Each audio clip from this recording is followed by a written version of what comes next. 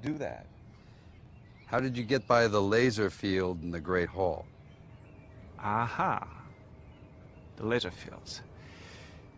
Well.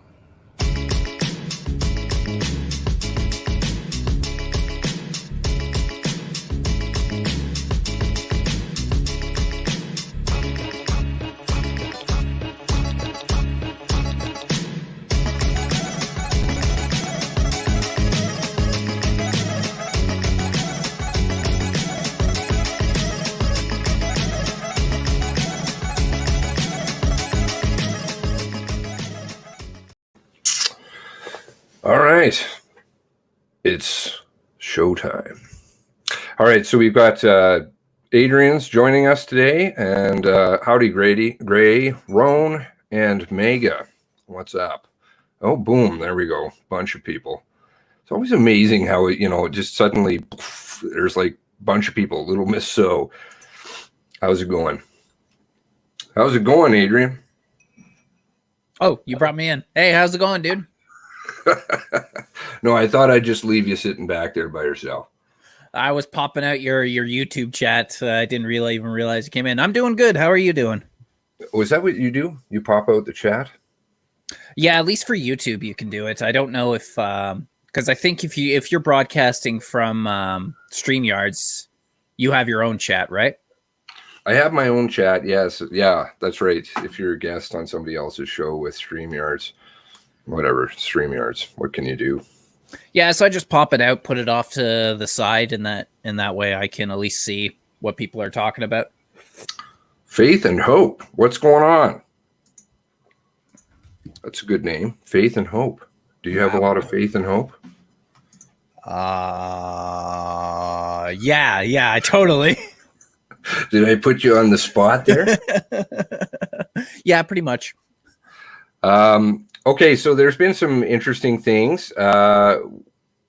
What's going on in your end? Well, I ended up coming across a video today that was done by Press for Truth about how they are trying to change the narrative once again. So we've had this, crazy gunman comes out. Then they tried to put this on about him being, a woman hater and a misogynist. And now they are trying to make it seem as if he was a guy that was driven crazy by being confined during COVID-19. And that's why he ended up going on his shooting spree, which is kind of ironic considering that was a lot of people's original theories about this whole situation, that he went crazy due to quarantine. But they're once again trying to change the narrative on the reason he ended up going on his shooting spree, despite the fact they have absolutely no freaking idea as to the actual reason he went down. He ended up doing this, but that's what's new with me. And it's sort of what the idea that Dan Dix was talking about in his video was that the whole point behind it was to try and make anybody that is talking about the dangers of COVID-19 or the fact that the government's trying to take over, they're trying to implement all this control over the people, that anybody who's now speaking out about this will be roped into the types like Gabriel Wortman. Sort of like what they ended up doing a few other times where they were talking about, for instance, if you are somebody that if you're somebody that is, say, the example he gave is, you're worried about 5G. Well, there's the people out there that are pushing the idea that 5G created COVID-19, and it's just to make you look crazy. It's a whole psyop, a whole discrediting operation done. And I think that's probably some relevance to what ended up happening with they're trying to push with what's going on in Nova Scotia now. As for the documents that ended up getting released, these search warrants, it actually raised more questions than answers, and it actually refutes some of the things that the RCMP are trying to push now. We've kind of heard about there's been a few witnesses that have come out that have, like, good example was what happened with Clinton Ellison, where he ended up pretty much coming out and retracting his previous statement, trying to make himself look crazy. What they've ended up putting out now has actually, in these search warrants, even though it's heavily redacted, there's still information that ended up coming out that actually disprove what the RCMP are talking about. Yes, there's a lot of games going on with the stuff. Like it constantly keeps changing, and I think it's all about changing it up so that it fits whatever is now. And then if people start poking holes in it or start looking at it a little bit deeper, then they're going to change it around a little bit more. This is why they don't want to give the details. Hey, Mr. Al, what's up? That they want to change it. Did you choose that hat? Because that's weird. I got the shirt too. Okay. I'm sorry. Anyways, what? You have a Team Canada hat on. I have a Team Canada jersey. Oh. Well, you know what this means. We have to go the way of the Plaid Army and make a group around it. Well, I don't know. It's a Team Canada. I like Team Canada. That's okay. So do I. I don't often watch hockey too much anymore, but I don't know. I find those things now just kind of a distraction for the plebes, you know, like Survivor or something. It's just supposed to get you to tune out of what's going on, but it is really good to relax and look at something, and you can't go wrong with hockey. See, for me, I only kind of lean in that direction. Like, you know, there's people who kind of think of sports as like, you know, the Roman bread and circus. I kind of only lean in that direction with certain people. Like if somebody that, you know, they work, they pay attention to the news, try and figure stuff out, but they enjoy their hockey games. That doesn't bug me. No. But when I think about it, it's like my brother was like this more as a teenager. He's not so much now. But my brother was the type of guy that watched TSN every single day. You know, he caught Sportsnet in the morning and he knew all the teams. He knew the players on the teams. He knew the stats. Like he had all this information stored about sports teams, mostly about hockey, but, you know, certain other things like the NFL but you know, he didn't, even I was the same way at the time, like not about sports, but just you weren't researching, weren't figuring out. So people who kind of do that, they spend all their time figuring about the teams, figuring out the stats and blah, blah, blah. They're the ones I kind of see like that, but not quite to the same distraction as maybe like a television show like Survivor. Those ones, like that's just stupid entertainment meant to drain your hours and keep you fixated on there. At least sports, I find it has some relevance. Brings people together. It's a good source of exercise and, you know, and good playfulness. I don't think that's the right term I wanted to use, but I like a good fight. Exactly. You know, the new European hockey style. I think that was when I stopped watching so much because they changed it into this European nonsense and high sticks and, you know, let's get it on. Just drop the gloves, shirt the guy, punch him in the head. Yeah, we're the good old days where the players could beat the crap out of each other and the refs would just stand by until finally someone hit the ground. Now it's like immediately they're right in the middle and they're trying to break stuff up. Yeah, I know what you mean. We don't ask for much, and you know we're not violent people. Let's just give us a little bit of violence.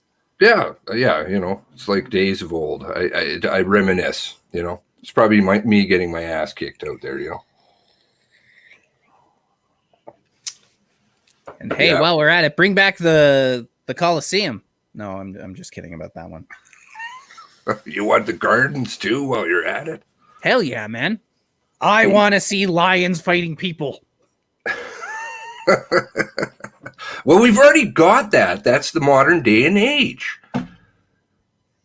I sense a sandwich comment coming on from Seamus, but I'm not going to touch that one. Kosher, something somewhere coming on. Yeah, you know, hockey just kind of got wrecked with the money, which was sad too. And of course, who's in charge of that? But anyway, moving along from that. Before we do get into it, I thought it was hilarious yesterday. You're doing your stream. It's like, yeah, you know, I got another mission. I'm like, oh, yes, we all know what that mission is, except for your new well, some people, I've got a lot of new subscribers, you know, through all this, and I don't think they're quite so familiar with my older stuff. So, well, you did, those old videos aren't up anymore, so I can understand if they weren't aware of it, but. No, I think if they were up, probably half the subscribers would go away, but well, I don't know, you know. They'd be like, oh, this is interesting. Check out some old videos. Unsubscribe. Block. Who is that guy? Is he an anti-Semite? He's one of those, isn't he? Well, hey, Wendy. I did hear from, I don't know, it's just this old dude that ended up saying that you're the biggest Jew hater in Canada? Oh, did that come along again too? Oh, Again? I don't know. I don't pay attention to him, but I just thought it was good. A good point to throw in. Where's my hat? My skull cap. Oh, please. I love that hat. I love that hat. The drama, like, honestly, all joking aside, the drama, like, is just nonsense because everybody wants the same thing. Hopefully, if they're all playing on the same team, it doesn't matter kind of if you agree with me or if you agree with Adrian or if you agree with old white guy or you agree with Blue. The end mission, Steve, the end mission is the same, right? And there's so many good people on here, Derek. We're all pulling for the same goal, right? I can't agree with you more, but people better agree with me because I'm always right. They better never forget that. And if they ever contradict me, they're gone. Okay, I'm coming out there. You know that at some point. You're going to see me in person. You're always welcome. How are the dogs? They're doing pretty good. It's finally started to get warm over here. The summer finally hit, so all they're doing is just going out on the deck and just laying down for like 15 minutes till they overheat. So it's actually they've been doing pretty well for the most part. Actually, my one basset hound has been since it got warmer out. We've taken them on for longer walks, more walks, and she's actually starting to lose some weight. So it's perfect. She's getting her figure back. I don't know. I guess it's just what happens in our winter because they don't like the cold, so they're not out for long. She tends to put on the weight, and then it's summertime, and she gets a nice hourglass figure back. Oh, she's not like put on bikinis and things too. I really hope not. I don't want to see that. They're going to legalize that bestiality stuff big time here at some point. They're pushing for it. Already is. Practically, I mean. I've been very critical of Michelle Rempel, but I got to say, at least the one good thing that she did is she kept up the fight when it came to the idea of bestiality, because they allowed just about everything up to the point of penetration was allowed in Canada. It was even after that court case, I think it was out in BC, where a father sexually assaulted his own daughter with their dog. And like he didn't, if I'm remembering correctly, I don't think he actually got any charges for bestiality or anything like that. I think he got charged for other stuff, but yeah, no, I'm kind of waiting for it, to be honest. It wouldn't surprise me with not that it makes a huge difference, but with the current liberals, especially, I could see them doing something like that. Yeah, I don't know where, like it's every day I get up and see this stuff around me. I'm like, where did I wake up? Like that's absolutely disgusting to consider animals, like how that's abuse beyond anything. Like that's real, true animal abuse. You got to be sick in the head. In the old days, they would have dealt with you pretty quickly about something like that.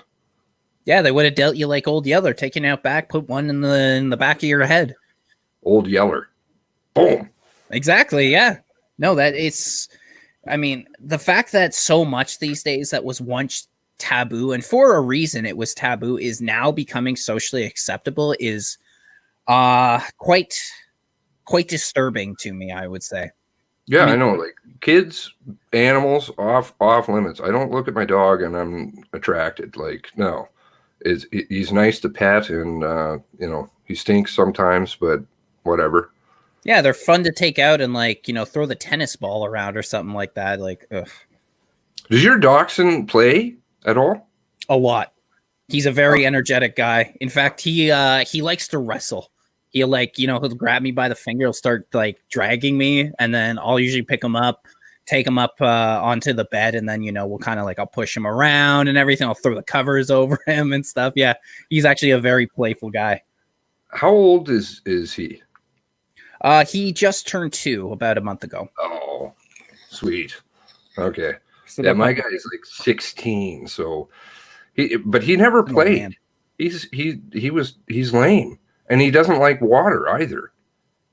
He's terrified of water. You take him out in the rain, it boggles him. He's totally out of it. Wow, I'm surprised that for a mini pin that he doesn't like playing. Those things seem to be out of their freaking mind. No, he just likes to bark at people, and he does have certain things. He likes to do this.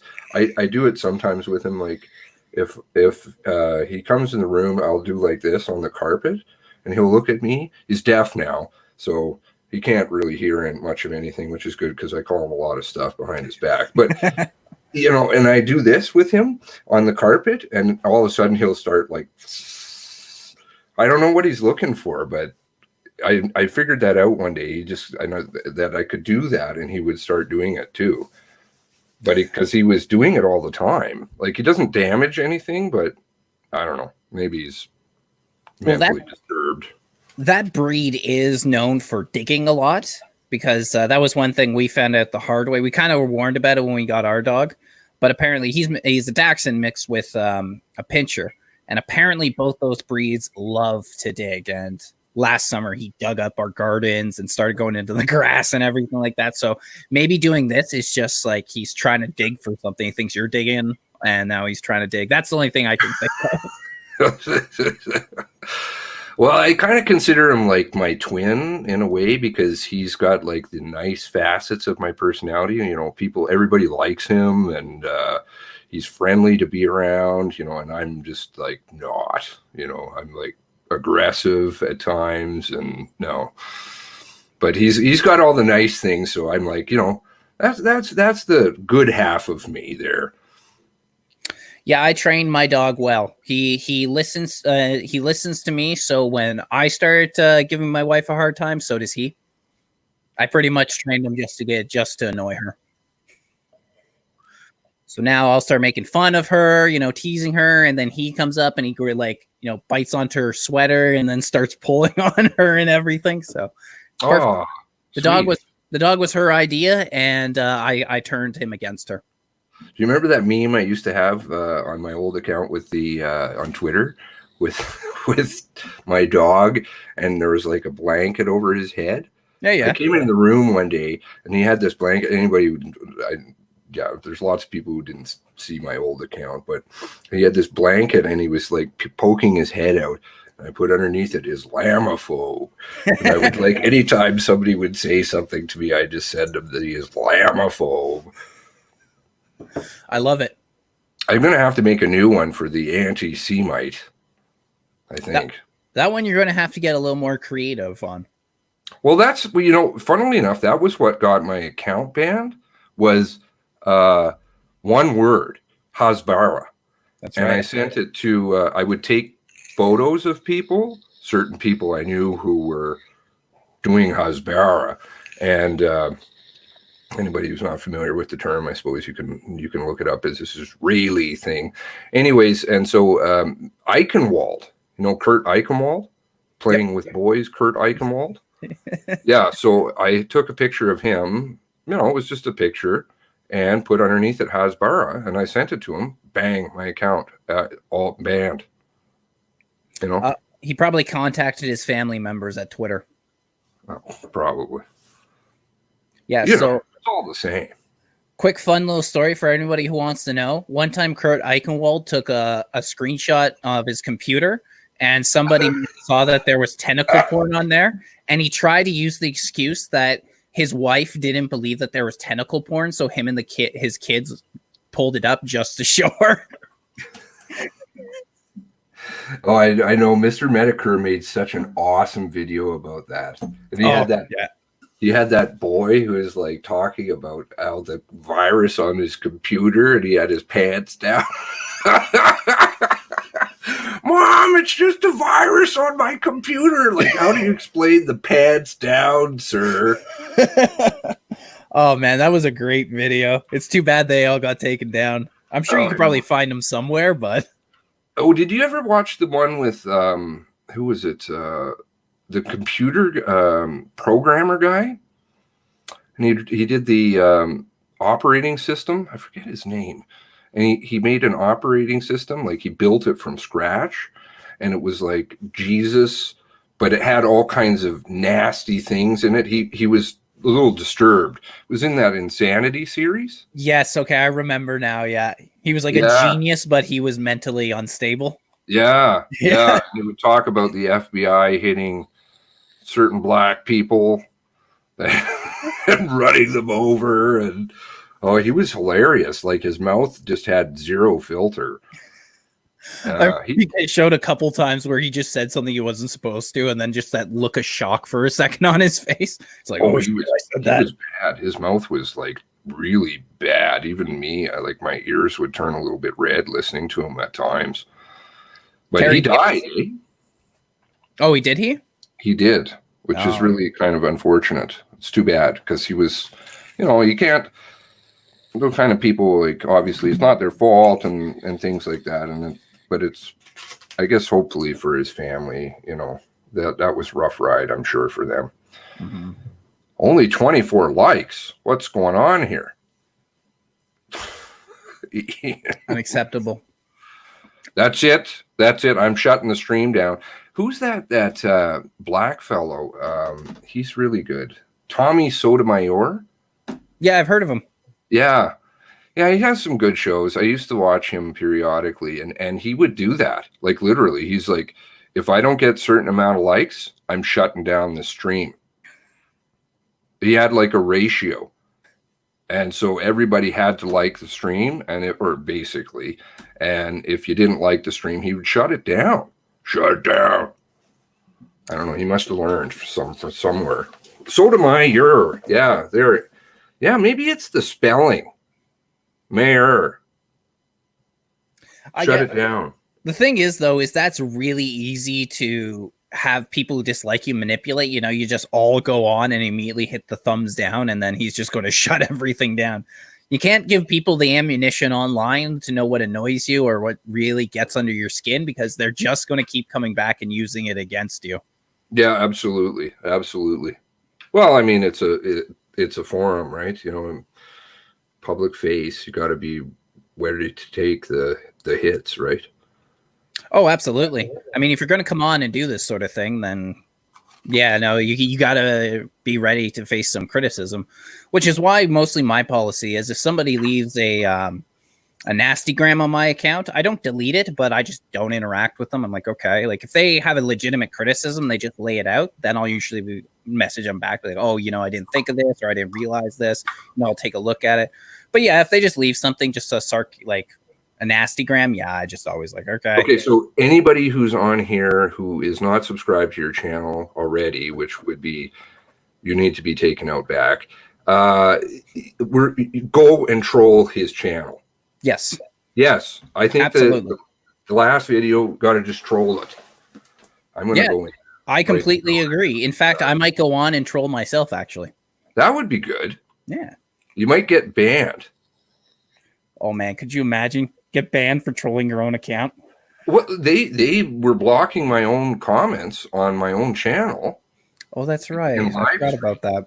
I'm like, what the hell is going on? Yeah. Yeah, I forgot about that. That was at the beginning of this the shooting, eh? You were trying to say something in the chat, and suddenly it was like your message is unacceptable or something.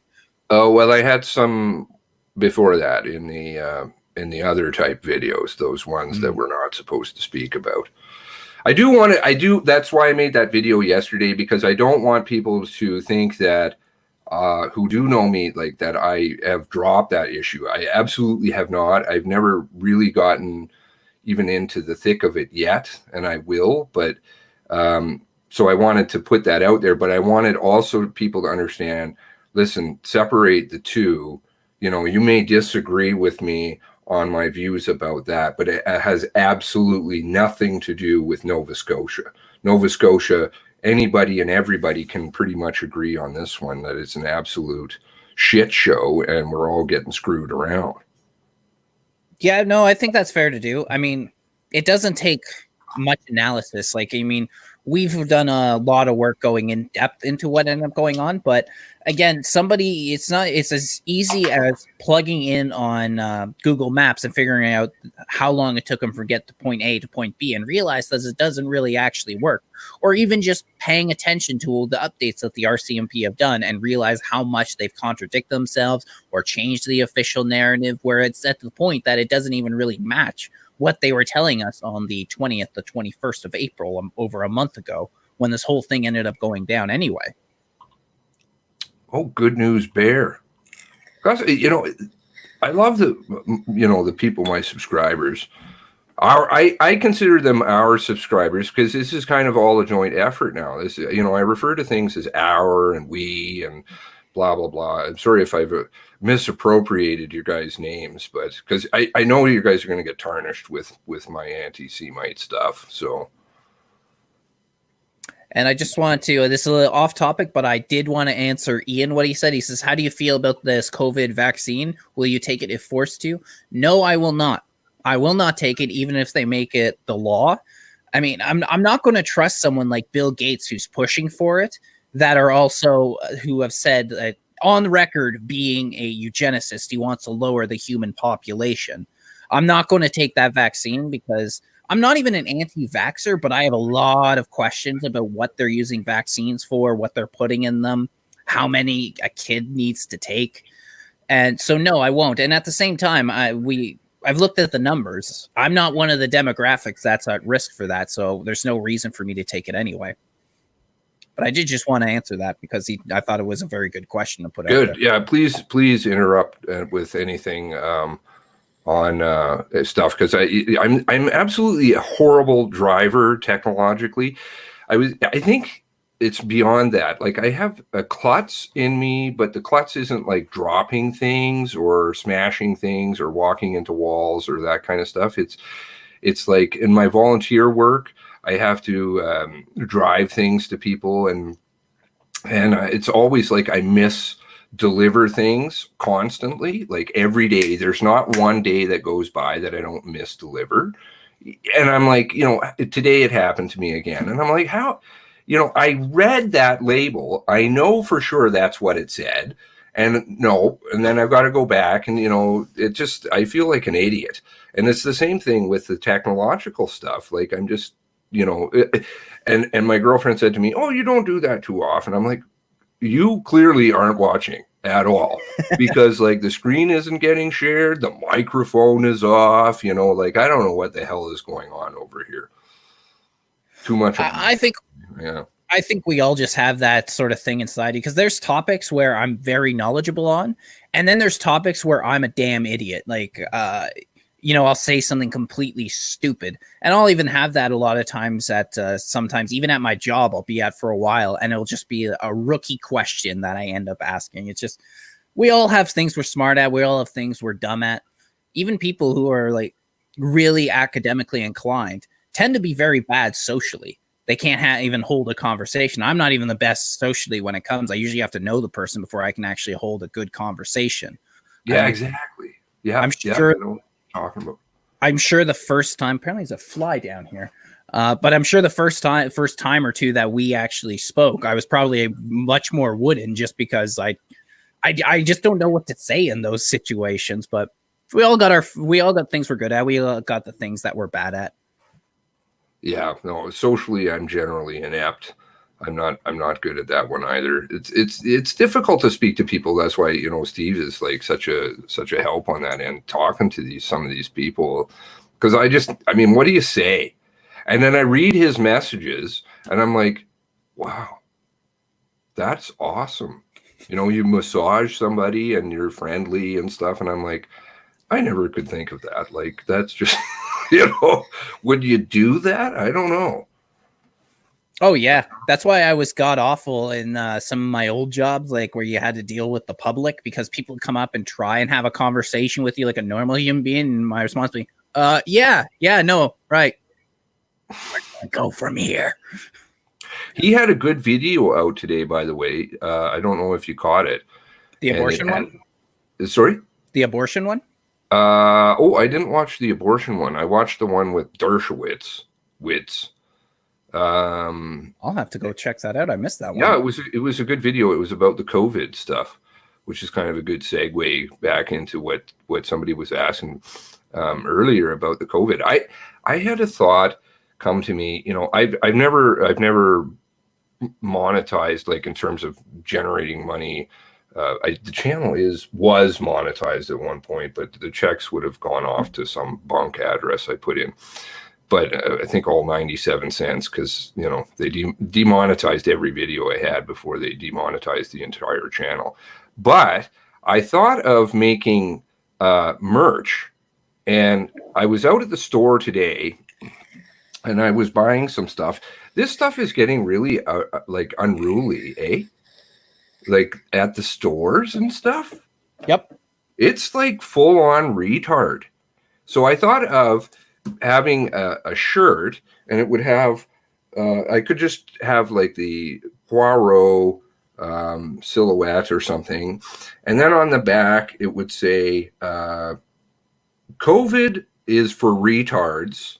I use my little gray cells. You know, like, or something like that, you know, and just in a way to speak out against some of this stuff. Because at the store they were saying, let's see if I can find that photo. It's not gonna show up. Let's see here. Give me one moment. Tech moment. Where is it here? Well, and it was two things. I often take pictures of random things. So this was a magazine cover from Time, The Age of Anxiety. I was like, you know, like, they're trying to make us feel good about being in a shithole, you know? Like, normalize it. Don't worry about it. Just take some more drugs. The world is going in the toilet. It's okay. Don't worry about it. There's nothing to see here. This was the other one at Safeway. Be a customer hero. I'm like, customer hero. And it's talking about, you know, standing on dots, being a total tard. You know, I'm going to walk the wrong way. Oh, did I put you to sleep? No, I was just getting a headache just from that. Oh. No. I completely am on the same page with you on that. I don't know. Anyways, let's talk about Nova Scotia, because that's our focus. Why, did something happen? Well, no, nothing happened. Of course, nothing to see here. Okay, good. Live stream over. Have a good day, everyone. Yeah. Well, it was good chatting with you. Next time, bring your dog. I think we should have. Somebody said that too one day. We should have like a show kind of just on dogs. I mean, it's really not my style, but it would maybe be cool. We could just show our dogs off. I don't know. I don't really show my dog off. He's kind of fat and old and deaf. And sounds good. If you ever want to do a dog stream, let me know. I can go grab their lazy asses from upstairs and bring them down for sure. Actually, someone who'd be great to have on during that would be Tara. That lady knows dogs. She knows dogs. She knows dogs, and she knows horses. I think she's like a horse whisperer or something. She's got to be. She's definitely a dog whisperer. I mean, she's given me so much good advice because my Doxy Pin was my first dog we ever had, and she gave me so much good advice when it came to like training them and just knowing what's like how to handle them. Because like one problem I had early on is I couldn't get him to going outside, you know, like to go into the bathroom outside. We had like those puppy pads down, and I guess he got used to it, so like he didn't want to go outside. But she gave me a bunch of good advice to get over that, and now we don't have any issues with them. But that for me for the first few months was actually kind of nerve-wracking because I was like, oh crap, I don't want my dog going in my house. Oh really? Yeah. Well, I could use that because my dog likes to go in my house now. Wintertime, he doesn't like to go outside, right? Yeah. You know, and then he freezes up after about 2 seconds. I got him the boots, and that's an absolute disaster. Yep. He dances around and he's like throwing them off, so that doesn't work. You know, and he's not fixed, right? Because he is pure blood, right? And he was actually, I bought him originally to breed him. Not the puppy mill breeding style, but, you know, I just bought him as kind of, it sounds bad, but I did buy him just kind of stick a little bit of money into something. And he was a good bloodline. And then I fell in love with him, of course, because I was allergic to him at the beginning. So I'm like, oh, this isn't going to work out. But then I did fall in love with him, but he goes out in the winter and he does not like it outside at all, of course, like if it's minus 40 or whatever. And so, you know, he's looking for his girlfriend constantly. Still, after 16 years, you know, it doesn't stop. I guess we're the same way, right? Yeah. We never stop thinking about certain things. And so he's looking for the girlfriend, and he's not concentrating on going to the bathroom. And I'm like, go to the bathroom, go to the bathroom. No. So then he'll freeze up, and then I've got to carry him home. And then he comes inside, and then he goes downstairs and he pees. And I'm like, what are you doing? Like, can't you... You know, so it's like constantly cleaning up pee now. I don't know. I've just resigned myself to, but other people don't seem to have a problem with him. He got lost at one point. He likes to go missing. I don't know. It's a weird thing. Anyways, he just kind of disappears. But this one day he disappeared, and somebody took him in, and he was on the radio, funnily enough, because the guy worked at a radio station and announced it. He's like, oh, your dog is famous now. I'm like, oh, yeah, okay. But I said, you know, when I went to pick him up, he had him for a few days. He was trying to figure out who owned him. So he didn't have his tags on. And there's another derp moment from me. What's that beeping? Anyways, and so when I went to go and pick him up, I'm like, I hope he wasn't in any trouble or anything. And he's like, well, he went to the bathroom in the house one time. And I said, well, he went to the bathroom in your house? I'm really, really sorry about that. Like, you know, do you need a carpet cleaner? Like, I can hire somebody to come. No, it's not a problem. You know, I just told him no, and he didn't ever do it again. And I'm like, how do you don't even know my dog, and yet you can get him to stop peeing, and I'm constantly on this, like, stop it. Because he knows you. I think that's why he knows what he can get away with. He's your best friend, after all. Oh, he's a good guy. Yeah, we should have a show with the dogs. That would be good.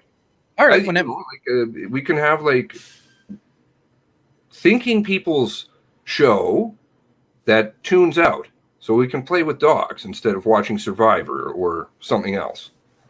Perfect. Love the idea. Your hat's beeping? What hat? I don't know what hat's beeping. Is it my hat? Okay, so can't be too fun, and that's just wrong. We have to get back to serious stuff here. All right. Okay, so did you read this article, right? Yes, I did. Great article, eh? Oh, no kidding. I'm going to drop the link in. Sorry, right now. Sorry to cut you off. No worries. Just drop the link in here quickly, and I'll also throw it into the If My Techno Boomer Ass Can.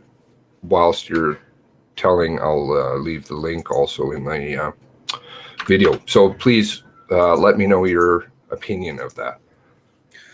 Well, it was good to see that they're now starting to have cops that are willing to come out and speak when none others are, because this has for a long time been the biggest problem with not just the RCMP, but with a lot of other police forces out there, is the fact that there's the whole thin blue line. So whenever something goes down and the cops mess up, or even if another cop commits a crime, they're not willing to expose it, which... I mean, I get it and I don't, because the whole idea is you got to clean up your own house because otherwise other people are going to be pointing it out. So in this situation, I think a lot of our CMP officers realize that big mistakes were made, that they didn't go into Portapic when they needed to. People died underneath their watch. So now you have RCMP officers coming out and speaking about this, but they need to do so under the condition of anonymity, because the idea of police officers staying together is still putting them at risk. I mean, not necessarily for their actual health and safety, But, you know, they'll have cops that won't have their back anymore, cops who won't tell them the important information because then they're worried that, you know, they're going to go public with it, or even just the fear that they can't progress inside of the RCMP anymore because they're not one of the people willing to play ball. But I think that the RCMP has had to reach a pretty bad point to have cops willing to break that cone of silence, break that thin blue line, and come public information. You don't really get to see much behind the scenes, but I think this is very telling as to the current situation that the RCMP is under at the moment, actually. Yeah. Oh, just to add one more humorous note. As soon as I said, okay, back to serious stuff, somebody left. So, I don't know. Maybe they're like, oh no, these guys, fuck them, man. Yeah, no, it's crazy. I talked to you about the Don Dunphy case a little bit, and I did kind of want to play a press conference. I don't know if you want to stick around for that or not, or play it now. I'll have to hunt it down. That was with the RCMP, and it's exactly the same stuff that we're hearing. So anybody who's not familiar with the Don Dunphy case, it was in Newfoundland, and the RNC, which is their provincial police force there. This Don Dunphy man was injured in 1984, and he was not a very happy cat, but he was very outspoken on Twitter particularly, and he voiced a lot of displeasure with society that a lot of people do, and he was on politicians and pointing out things that really are a problem. He had a bit of a great sense of humor too. He said the last set of tweets that he said were to an aide to the premier of Newfoundland at the time, and he said, he said the aide made a tweet, oh, we're listening to some Sunshine in Our Eyes or something like that. I don't know the song, something to that effect. And he made a comment saying, put your sunglasses on and take the earplugs out of your ear and start listening to the people. And then he made another comment, something about two dead politicians, and he said, I don't want to name them because I'm worried, about their families. Their families could be really nice people. And so because of this tweet, the premier dispatched, apparently somebody within his office dispatched one of the premier's personal guard from RNC and went over to his house on Easter Sunday, and they were talking alone about the tweet during dinner time, like on the holiday. And he shot him 4 times. He blew it. The final shot was he blew his head off, the top of his head, right off almost, for a tweet.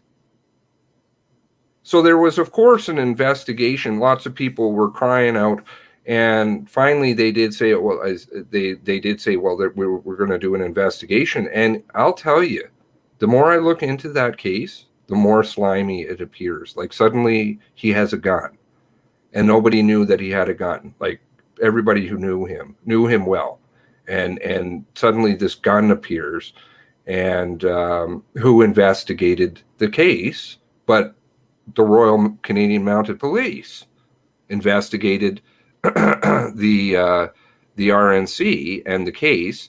And then who investigated the RCMP but ACERT, which is the Alberta Serious Incident Response Team, which is kind of like a civilian oversight body, because the RCMP fucked up the case. And then the RCMP were like, well, we're not going to release the report about us. I'm like, it smacks of, and this reporter kept asking in this YouTube press conference, kept asking him, how are we supposed to know if you guys did a good job? Like on the ACERT investigation. How do we know if you're saying you're going to keep it secret? Because it's part of an investigation. That was the excuse they used. And so they never did release it, to the best of my knowledge. It may be released now. But at the point in time, it wasn't. And I was like, this is just absolutely horrible. Yes, this guy, Twitter, Tim Bouquet. Anyway, sorry, I'm trying to went on a rant there. But Don Dunphy, you know, it's kind of illustrative of what the fuck is going on here with our police forces and this national police force that is broken beyond belief.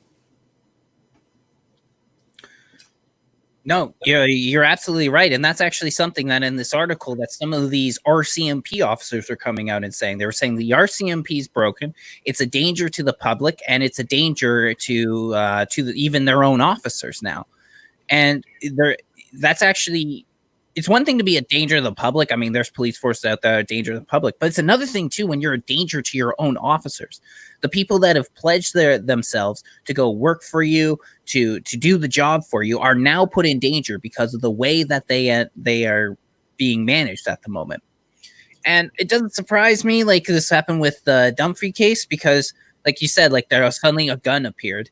Well, there's been situations in the past where it turns out that the RCMP plant weapons on people. And I know we were talking the other day, and I was making reference to, there was a case down in the States 2 or 3 years ago about a guy who was running from police, and he got shot like 6 times in the back. It was all caught on video. And then on the same in the video is after the cop, he walked over to him and he just pulled out his taser and just threw it on the ground next to him. So that way he can claim self-defense. Oh, you know, the guy came at me, he grabbed my taser, I had to shoot him in order to defend myself. So they're pretty much pulling the South Park defense thing. He was coming right for us.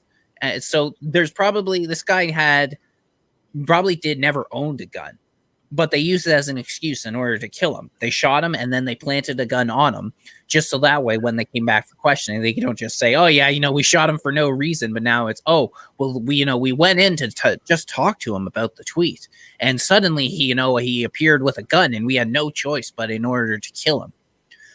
So, you know, in some ways, RCMP, the cops, are being used as essentially as assassins and then are covering it up. Yeah. Absolutely. They will not. And then why do we have police policing themselves? This is pure lunacy. They can't investigate themselves. They can't get their way out of a wet paper bag. So did you catch what happened last night down in New Brunswick? No, I didn't. Okay. So I kind of have a theory with this, and I want to shoot it by you. So when the mass shooting happened, almost right away there were questions, and people were like, what's going on here? You guys didn't do your job. You know, why didn't you put the alert on? Well, immediately we get the construction sites and the Canadian Tire emergency alert all across the province for shootings and guns. So it appears as though they're doing something. Okay, then we get hit with bees and whatever else they want to fill us full of COVID news, and the story kind of dies away, right? Which is very intentional in my opinion. And then it comes back full circle, and we get a couple of news articles out, and people are like, well, it appears as though you guys aren't doing your job. Last night, I haven't checked into this yet today, but last night in New Brunswick, East Coast sent me a message about it. There was guns drawn, just all of a sudden in a neighborhood in Moncton, mass RCMP in a neighborhood, jumped out of vehicles with guns drawn, running around, and then nothing happened. And people are like, well, what were you doing, RCMP? Well, we can't comment on that. It was like they're trying to show that they're doing something that was almost an invented thing to me. I don't know if there was somebody that was arrested, but that was the initial impression I got. And they didn't do anything at all except run around like they are, Wild West bills, and they're going to take everything on. They're not cowards. They didn't sit at the end of the road. Don't talk about that. This is the way we are. We're right in there like a dirty shirt. Huh. No, I didn't end up hearing about this. So they pretty much did the same thing they did at the fire hall then in Nova Scotia. They just rolled up and started waving their guns around, I guess. Yeah, let's just see if that's Moncton. But, we shouldn't criticize them too much because they got very important jobs arresting 18-year-old girls in stormtrooper outfits because, that is the biggest threat to our country. Of course. What news, as East Coast would say. Yeah. Well, this article is no longer here. Let's see.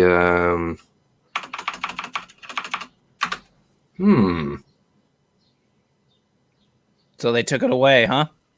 Okay, no, here it is. Somebody's charged with murder. Is this the same thing?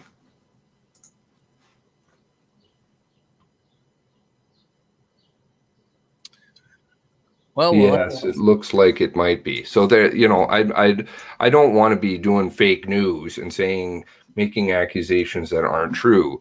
But apparently they were just running around with their guns drawn. And then right after it, they're not saying to the people, listen, here's why we did this. They're like, we're not going to comment on that. What are you talking about? You're not going to comment on it. Like, who are these people? Who do they work for? And this article, like you said, there is who is this? But to my surprise, many others have contacted me who do not fit the normal profile. In a number of them were current or retired RCMP or other law officials. Quote, I've read everything you've written over the years, and while I agree with some of it, a lot of it just made me mad, said one former high-ranking RCMP executive. But now I have to agree with you. The RCMP is broken. It's not ready. It's a danger to the public and its own members. And this is from somebody who was apparently, of course, we don't get the name because he's terrified of speaking out, but a high-ranking RCMP executive. I mean, these are cops we're talking about, but of course, they're not beat cops at the top. They're fucking bureaucrats. They never fucking walk the street hardly in their life. No, but these are also it seems to always be the bureaucratic cops that always end up in front of the television screen, which is why I always feel that this is probably more of a problem at the top than it is with the individual officers. Because a lot of these people are people that, they go and they do their jobs. They see how things really are. And I mean, this can be equivalent for almost any company. Usually the executives don't really know what's going on with their own company. And the people, the regular employees in the store or wherever seem to do. Now, definitely when I say that, there are RCMP officers that are neglecting to do their job, but most of the problem seems to be rotting. It's rotting from the top down. Yes. And it's probably changing the way that they're doing hiring. So they're hiring more people that are willing to play ball, not willing to speak out when necessary. And it also means that those that are willing to do what's right, they're the ones that are going to get shafted. Like we were talking about how there seem to be RCMP officers in this situation on Portapique who were told to stand down, but ended up actually going in because we were hearing about shots being fired at Portapique. And most likely these were cops that ended up getting reprimanded because they did their job properly. Yeah, I would agree. I mean, we don't have hard evidence that, of course, that they ordered this, but I mean, it's there if you read between the lines. And that article in Maclean's magazine, which was really well done, and it refers to that article in here. And then the other part that was interesting in this article I found was the, quote, deep throat person that contacted him. What did you think of that? Sorry, which person? But the most interesting call of all, I found this, it kind of gave me the spooks a little bit.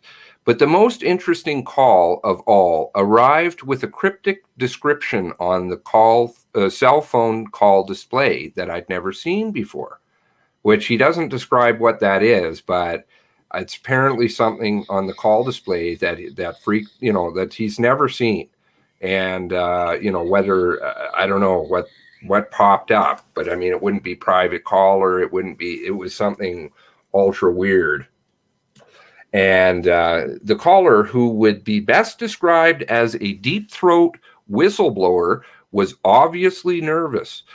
I will call him he from now on because there are more than he's than she's in law enforcement world. Quote, "This is the first time I've ever done something like this," he said. Quote, I felt I had to do something.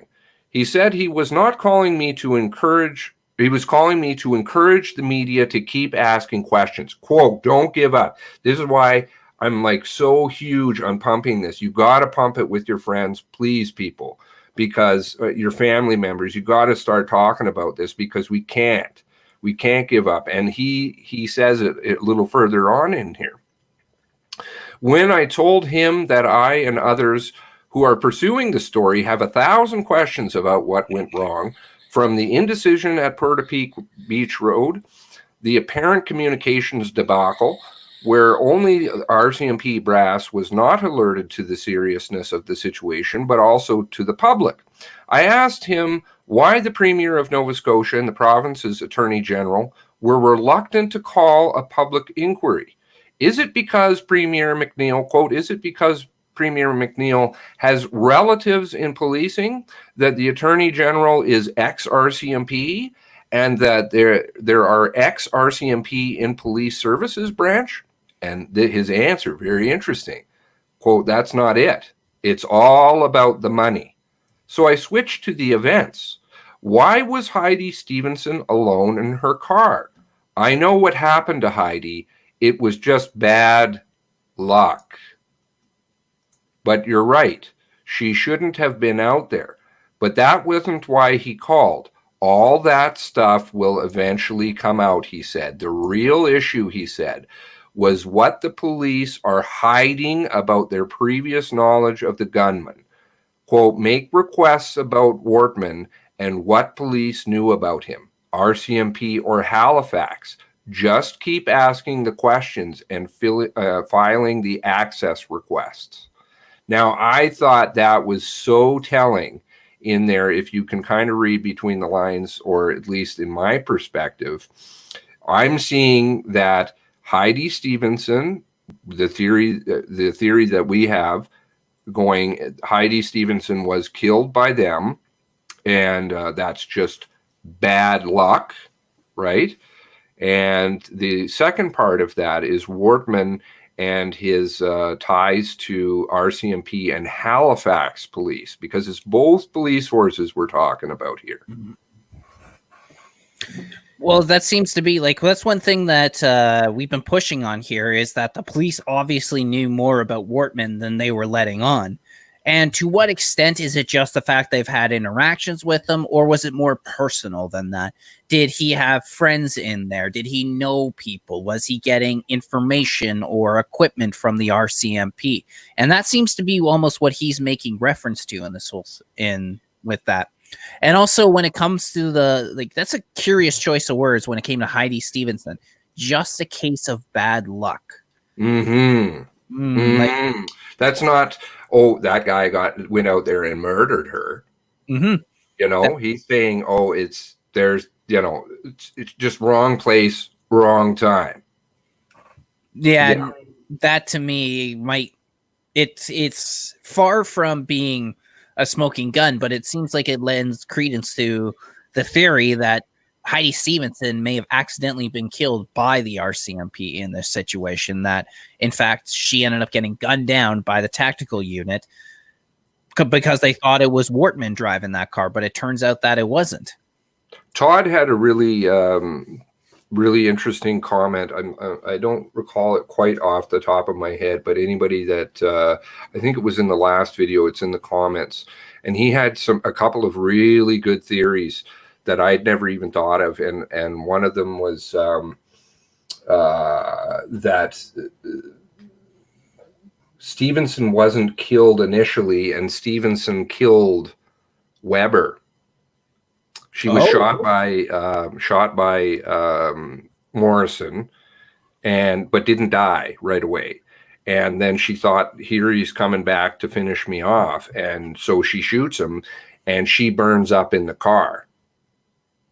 And I thought that was kind of, I mean, it's again, people are coming out with different theories, but they're all revolving around the same thing. Basically, we're talking about here is cops killing cops and cops accidentally killing civilians.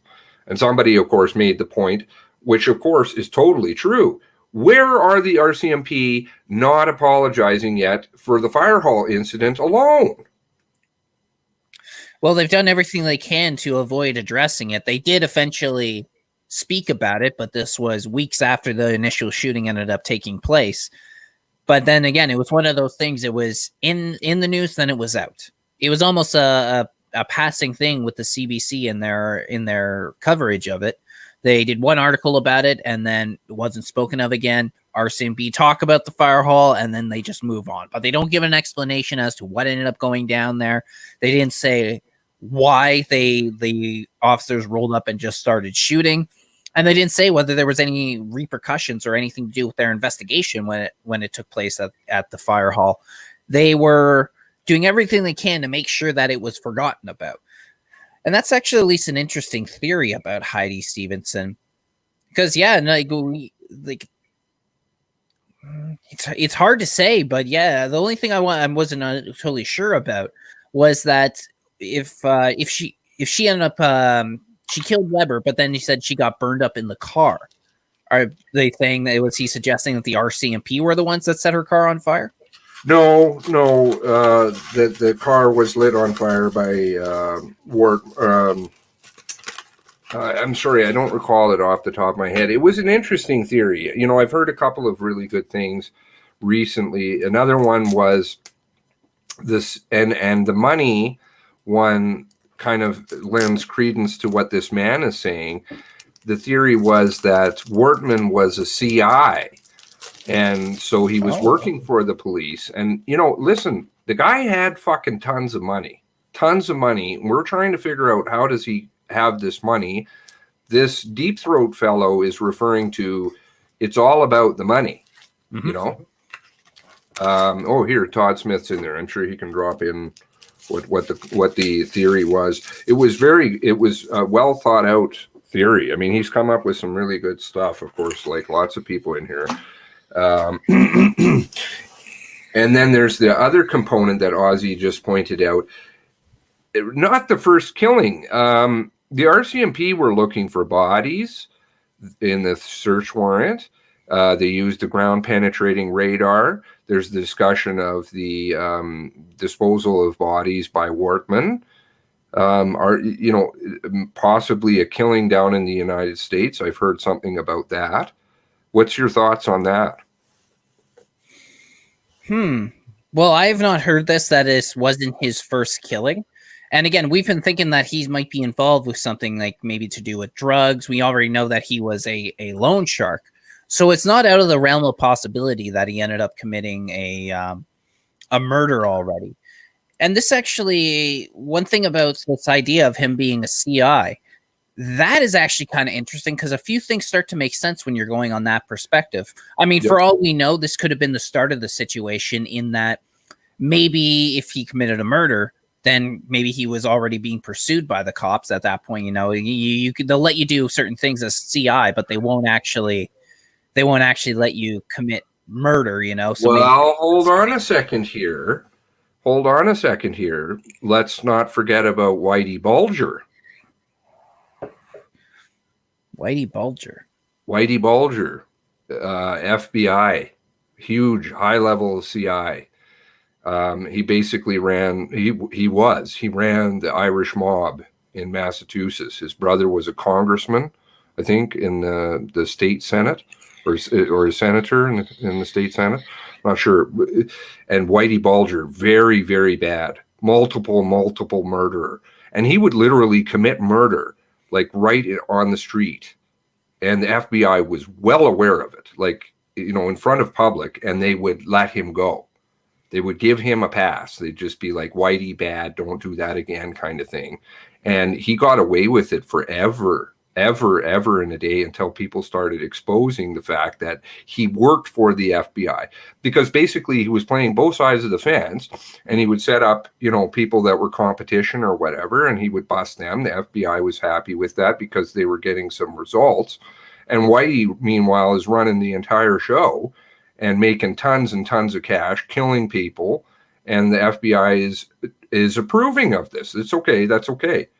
You know, it's not a problem. So, you know, you've got also, if you look at the RCMP, if we bring it back to a national issue, because obviously that's down in the United States, if you bring it back home to Canada, is the, what is it? The Mr. Big. Yep. Operations Mr. Big. And tons of fucking illegal garbage is going on there with the RCMP. And they, you know, always they're getting fucking called on that bullshit. And they pull it a lot. Oh, yeah. No, it's that's actually one of the reasons it's so controversial, is it seems they go out of their way to deliberately set people up, and in order just to arrest them. Like we've talked again before about the Nazi group in Canada that has been arrested, where it was pretty much completely orchestrated by the RCMP. They brought everyone into the fold, they set them up, got them on got them into this group, and then busted them, arrested them all. And so it was literally from start to finish set up by the RCMP. Yep. So the idea of murder, I guess, it's not out of the realm of possibility if we're talking about this. But what does start to make sense if he is a informant is that he, you know, we were hearing about like what seemed to be he had some relationships in the RCMP. This could be a way how they showed up at his denturist clinic, and then he's pretty much given them a scolding like a father would to a child, and they don't do anything about it. They go on their way. Maybe if they showed up and he's an informant, you know, the reason he's scolding them is like, hey, you can't show up here, you know, you're going to get me in a lot of trouble. You're going to blow my cover type thing. So some of these things start to make sense and start to add up if we're going along that idea of thinking that he was actually an informant for the RCMP, why he was able to get away with certain things, and why the RCMP didn't end up pursuing him. And maybe even when it comes to this situation that went down at Portapic, maybe it's just he went off the rails one night, you know, and then started pulling this, and that's what they're trying to cover up. They're trying to cover up the fact that someone who was in their fold ended up committing a mass shooting, and that's on the RCMP for pretty much letting him go through with it. That's an interesting theory. That's a very interesting theory. The officer seems to indicate something to that effect. This person who is the informant, they don't refer to him in any what he is exactly, but somebody who clearly this person feels that whoever they're talking about is very, and I find that the Halifax Examiner has been very thorough in their checking. It was validated, that article that they ran about the Halifax PD informant that they had, and they said, you know, we haven't been able to verify him 100%, but we've back checked him, which I thought, first of all, very honest reporting by saying something like that. You know, we don't really know 100%, but we've checked as much as we can, and it seems that this person is telling the truth, and it was verified with the warrant what that person was saying. So I find their reporting really, really good. There's a couple of guys over there. Somebody mentioned the guy's name, Biscay or something like that, is one of them. And Tim Biscay, you know, and I was like, wow, this guy is really awesome. You know, I'd like to get in contact with him and see, you know, what if anything we can share, or if anything, you know, we collectively, I'm meaning collectively, we as in people in the chat that are committed to kind of going further on this and willing to do the research and stuff, because we got the people. You know, Tim Biscay is but one man, you know, why not have hundreds of people researching for you? You know, we don't need to be talking about kids and tunnels and all kinds of craziness. We can just do really thorough researching on kind of some of the stuff which we have been doing, but sharing that knowledge with a couple of people in the media that are really, really good. What is your have you made any headway with kind of organizing something? Because I know I left that ball in your court, and you said you were more than willing to take that one on, which is awesome. I have actually, and I was, it's a perfect way to plug it actually. But what I decided to start doing is I haven't invited people yet. I thought this would be a good opportunity to do it, but I put together a Discord server. So I've got it. So I've got like the channels lined out. And then what I'm thinking is people that are interested in going more in investigation with this, what we'll do is I can send them a link. They can join the Discord server. And then from there, we can start laying things out. And this, whoever it is, this person covers this topic. This person covers that topic. And then we'll kind of get together maybe once a week or so. And then we can go over the stuff. There'll be folder, like there'll be areas there where they can drop their information. I still got to learn a few things about Discord, but there's like permissions for certain channels, certain that you can give to people. So what I'll probably end up doing, if somebody says wants to cover the wife, I can just have them have access, like have like me, and if you're interested in being involved in it, I can have us have permission to view that. No? Okay. And then they would have it, so they can, they'll be the only ones posting in that one. So that way we can sort of like keep it as organized as possible. And then like every week or so, you know, change it up, add a new thing. And that way, at least we have something. And as things go on, I'll probably find a more organized way to do it. But I do have something already that I put together. Awesome. I don't know how you want to do that. I don't understand, you know, and that's why it's like, you know, please, you're good at organizing and know the techno stuff, and awesome. Let's get it on. And Ozzy's in, Steve's in, you know, I'm sure there's a bunch of people. I don't know how best do you want to handle that? Do they contact you on Twitter? What's the best way? Yeah, I'm dropping my link in the chat to my Twitter account, and my DMs are open. So just send me a message on there. Tell me you're interested to get involved in the Discord link, the Discord server, and then I'll send you the link. So that way you can get involved in that. And then I'll probably give it the first 2 or 3 days, just giving people time to sort of jump into it. And then from there, we're going to start looking into certain topics. So far, what I really have looking into it, what I have so far is I want to look into the wife, or the girlfriend, I should say, of Wortman, see if we can dig up any information on that. And then I want to see if we can find more information when it comes to Stevenson and Morrison, because if we can find more on their background, I think it will help lend credence to what this was all about. Because there's something about them, to me, that their involvement was pivotal, but the RCMP isn't telling us what. And then on top of that, I got another one that's just to see. This one's going to be more general, I think, but looking about the RCMP itself. Probably going to do is try and organize where they're changing their story, where they're contradicting themselves. And then I think what we'll also end up doing is after the first couple of days, I'll sort of send out a message to people and just be like, hey, you know, we're going to get together, have a quick chat, just figure out where the most important topics are. And then from there, we'll progress forward. So if that's something people are interested in, message me on Twitter and I will give you the link to it.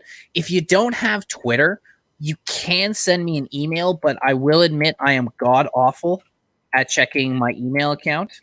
So what may end up happening is you may not hear back from me until next time I'm here. I'm live again, and then you'll have to send me a message and say, hey, sent you an email, want in on the Discord.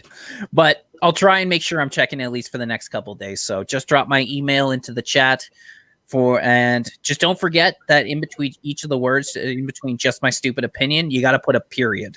So just period, my period, stupid period opinion @gmail.com. Well, you were doing a lot of emphasis there. Lots of periods. Yeah. I think it was that somebody else had the name itself. So Oh, really? I think so. I think someone already had it. So, but I didn't want to be like just my stupid opinion 112 or something. So I just did that in order to make sure I had one. But yeah, no, if you can send me. Twitter would be the best way. I'm more regular checking Twitter. If you don't have Twitter, then send me an email and I will drop the link into an email for you. Steve, get your head out of the gutter, sir. Oh, my Lord. Take a mite all. I love it. Okay. Well, thanks so much. Like, you know, we can get this organized. I know I'm just a fucking shitty organizer in that, but, and I don't even really know how to use Discord, but whatever, I'll figure it out. Okay. Another couple of things that I thought I would bring up was the, and of course, whatever you have. Everyone's giving me a hard time about the periods. Oh, he identifies as a woman. What's going on there? Oh, because I had so many periods. Oh, wow. Well, you know, if you keep waiting a few years, maybe you'll hit menopause. Oh, man, won't that be the best? Can't wait for those heat flashes. Oh, yeah. Good. One other thing I wanted to bring up was the business side of this. The RCMP warrant was really interesting because we never heard too much about the second clinic and the ownership of all this stuff. And clearly in the warrant, we get a lot of weird things. This was, I forget who sent this to me. So my apologies for if I don't, I'm not giving you credit, but whoever it was, excellent. And I haven't been able to verify it because I don't know, but this was something that was sent to me kind of early on about the denture clinic. And so in the warrant, they talk about how there was, I'm trying to remember it quite off the top of my head. There was these companies, Berkshire. Yes, Berkshire. Hold on. I got it right here open. Just give me 2 seconds. I'll check it. Excellent. Do you want to share that? Berkshire Broman Corporation. Okay. Yeah. Do you want to share your screen? Do you have that warrant open? Or is it just something that you've written down? I can quickly pull up the warrant, but it was something I actually found because inside the warrant, let me see here. That's where. 1 second. Let me see.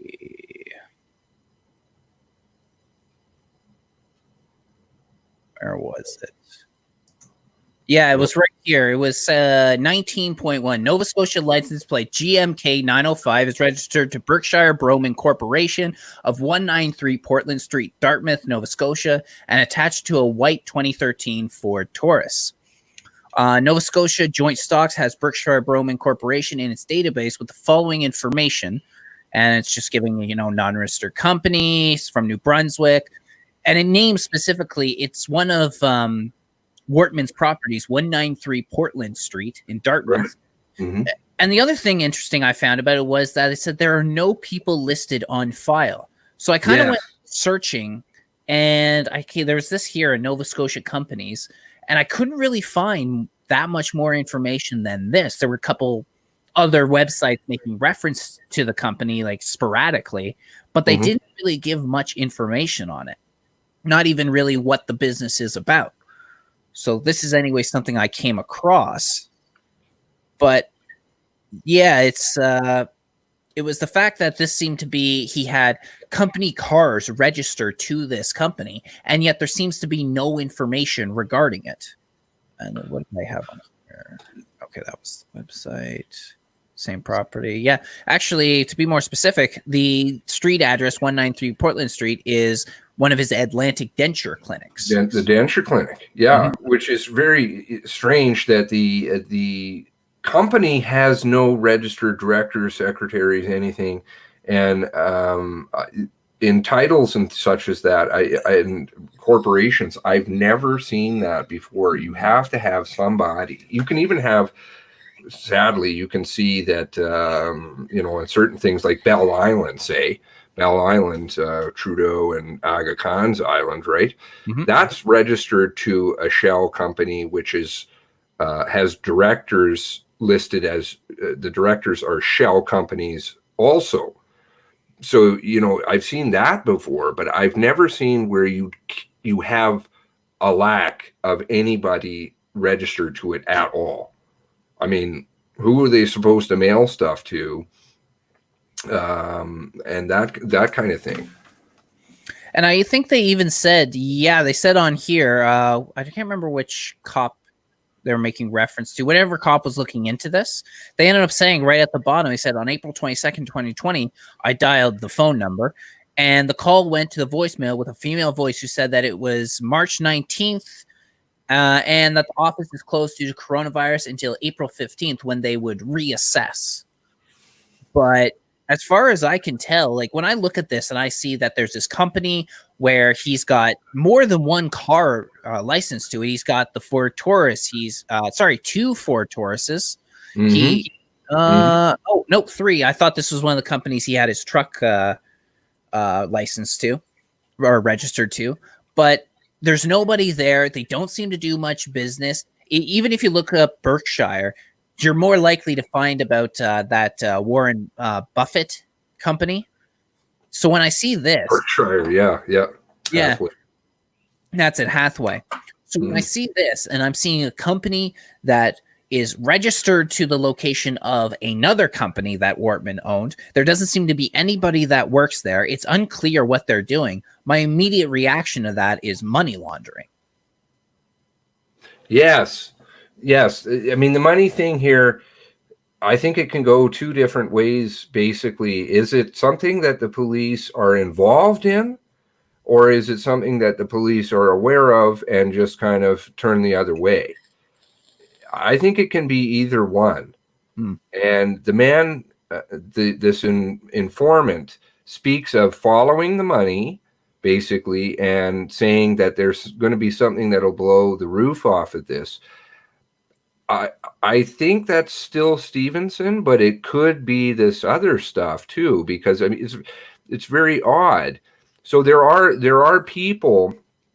I'll get to Steve's stuff here in a minute. Thanks. Or Steve, do you have a minute? Do you want to hop on and tell us about what you've uncovered? I'll just throw this thing in here. So this is the registered partnership. We have a name of Scott E. Smith. Don't know who that is. I found him. I believe he lives in Truro. He's in his mid-60s. But there's no other real reference. I haven't done a lot of deep digging yet, but I was looking. And then we have this, here. We have these three individuals, Tom Pattenden, Philip Wynot. So Philip Wynot, Smith, and Pattenden are all involved here. These companies are all going, quote, they're not non-payments. And what's with the business about the stock exchange? I don't understand what that is down there. So maybe somebody here in the chat is familiar with that, the joint stocks. Let's see. There was something. I'm not completely familiar with it, but there is a link in that website that I showed you. Let's see here. Where is it? Screen. So I think it was here. Yeah. So on that website, the Nova Scotia companies, it's got the registry of joint stock companies. And when you click on it, it brings you to the provincial website, the Nova Scotia website itself. Now, I just took sort of a quick look into it. I didn't really get far deep into it, but I guess there's a way of like registering your company or something like that. Yeah, Anti-Confederation. Thanks for the answer. It's just a way of registering the businesses. Okay. So that helps out a lot. But the second one that's listed, Novella, is it Novella? It For is the other clinic. Very interesting. Registered out of New Brunswick. Yep. What's with that? I'm not sure, actually. The one clinic is kind of in the forefront, right? With all the big teeth on it and everybody seeing that. The cop car was there in the back and blah, blah, blah. But this other one is more sketchy, I think, than even the first, which is, it's in the warrant. The novella, I think it's on a street. Yeah, it was, I gotta go down one page. Novella Holdings Limited. Novella Holdings Limited, and it's out of New Brunswick, isn't it? I believe it does say that, which is actually interesting because on that website there that I was showing that for Berkshire Broman, they also mention on there that the entity formed in Nova Scotia, blah blah blah. According to the registry, it is now New Brunswick exempt. So it seems like these two companies are leading back to New Brunswick for some reasons. I'm not sure what happens to be in there. But yeah, I do believe it says somewhere in here that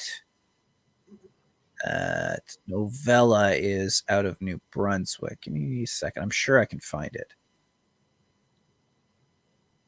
Todd makes another great point. That was also in the comments about if Gabriel Wortman was an FBI CSIS asset, hence the U.S. consulate warning so quickly out of the gate. Money laundering, drugs all stink of black budget financing. Of course, they absolutely are into the drugs business, these intelligence services. So, and again, that would explain the pass and the money.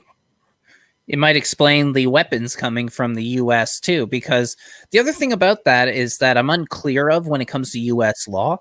But they said like he got his weapons from the U.S., but I don't think a Canadian can just cross the border and then purchase a firearms from a U.S. like a gun store or anything down there. I'm pretty sure you got to be a U.S. citizen for that. I'm sure you still have to go through that. Oh, you can just. I believe that yes, you can purchase a gun. Okay. They do, certain states, depends on the state, right, and the background check, etc. But yes, some states, I think, yes, you can, because people do go down there to gun shows, etc., and they purchase weapons, and then you have to.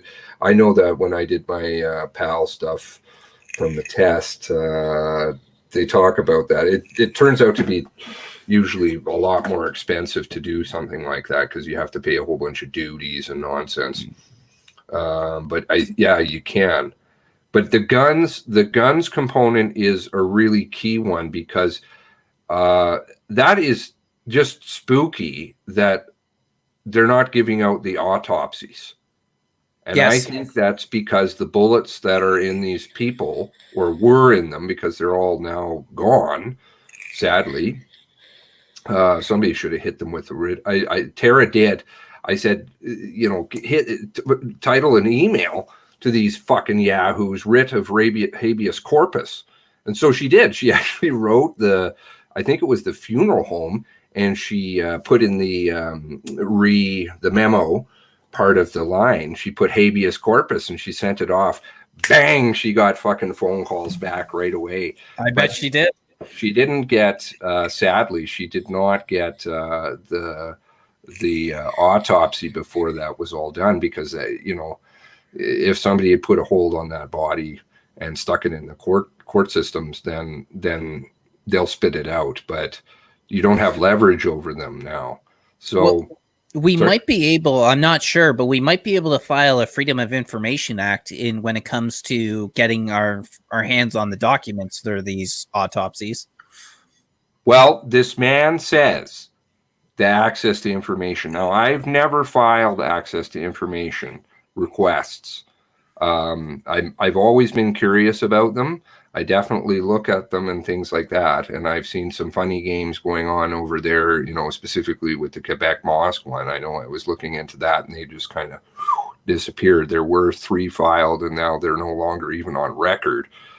Well, Dan Dix, actually, he requested a FOIA for the mosque shooting. You know how long it took him to get his documents? Oh, he did? I was unaware of that. He did. It took him 2 years to get his documents. Oh, I'd be curious to hear. I'd be curious to have a talk with him at some point, because he and I think he may be aware of who I am.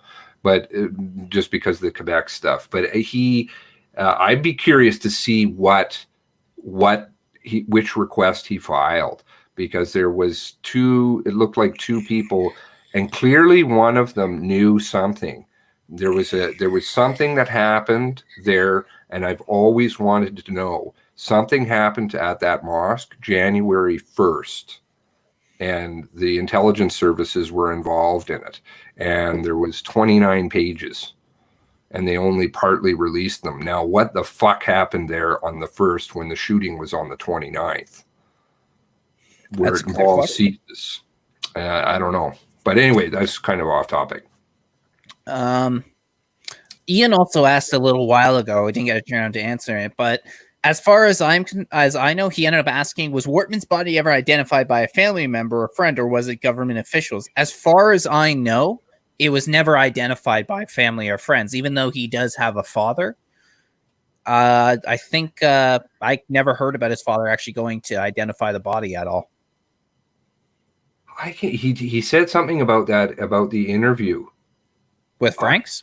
The oral interview. I should post that, but it is on Frank's website. So Frank Atlantic, if you do a search, let's see, I'll see if I can find it. Frank Atlantic magazine, which I subscribe to, but it is free. Atlantic, it is free. The audio portion, he doesn't have that behind a paywall. I think that it may be okay if you wanted to post that. If he's giving it away for free, then I don't think he'd have a problem if you posted it, but I could be wrong. I've read that he is pretty sticky about his stuff. Somebody posted something on a board one day, and he was running around apparently searching for anybody who was posting anything. It was about a paid article. It was about the girlfriend, and he was running around apparently shutting them down. And so I don't know. Well, he seems to be, he's a bit, even though he does awesome work, or they do awesome work over there, he's a bit proprietary about his stuff. And even in that interview, they asked him, which I pointed out the other night, I'd totally forgotten about that. And it is a really interesting point. He said, the father says, I've spoken to CBC, and this is very early on. I've spoken to CBC. I've given them some details about certain things, and yet we never saw an article or nothing about the dad and what he knew from CBC. It's like they swept him under the rug too. Oh, really? Yeah. It's here. I can play the little clip. Where was that? Oops. Because I got to admit, I haven't seen anything come out of CBC in terms of an interview with the father, so that kind of makes sense that that's exactly what ended up happening. Yeah, when I'd forgotten that line, but then when I was seeing, because I've seen a few of these alterations and things like the latest one I saw was the global press conference, where they took the one stream it was only one stream that they had for that entire press conference, and they garbled the RCMP commissioner, what was his name? Slipping my mind. When he's talking about the supposed escape of Wortman from Portapique region. So I was like, what the fuck are you doing, man? Like, other people had it. It was fine. CPAC was fine with it. CBC was fine with it last I checked, but Global took that stream and kind of they had a technical error, but it was only one stream. Like, it wasn't, there was a Global camera sitting there, there was a different camera sitting there for CBC. It was just one stream, and so they intentionally garbled what he was talking about. How convenient. They keep doing it. Yep. They keep doing it, like, multiple times. I saw it, and I want to put it together at some point, kind of where they're doing this all. Let's see. That's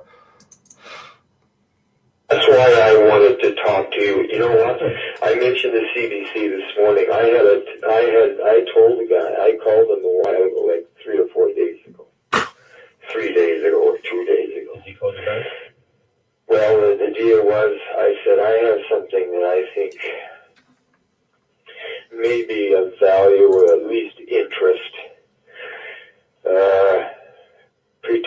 to the fact that this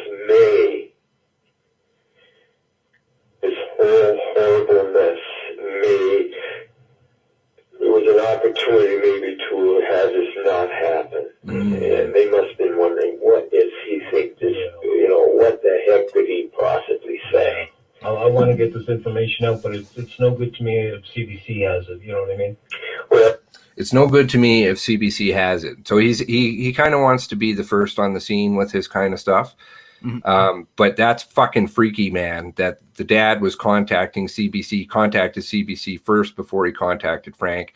This was done like really early on. I think that's right afterward.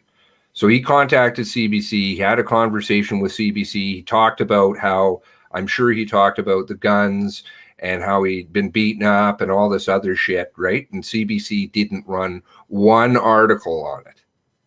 I mean, what the hell? And the dad sitting there saying, oh yeah, this all could have been avoided, which of course it could have been.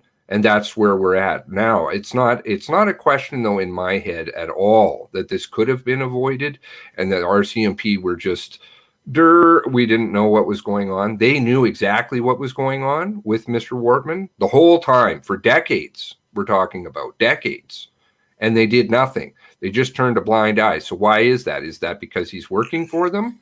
Or he has friends in there? He clearly has a friend in the Halifax Police Department also. To get the uniform, he's got a fucking badge. What the hell is going on here? Is he a fucking cop?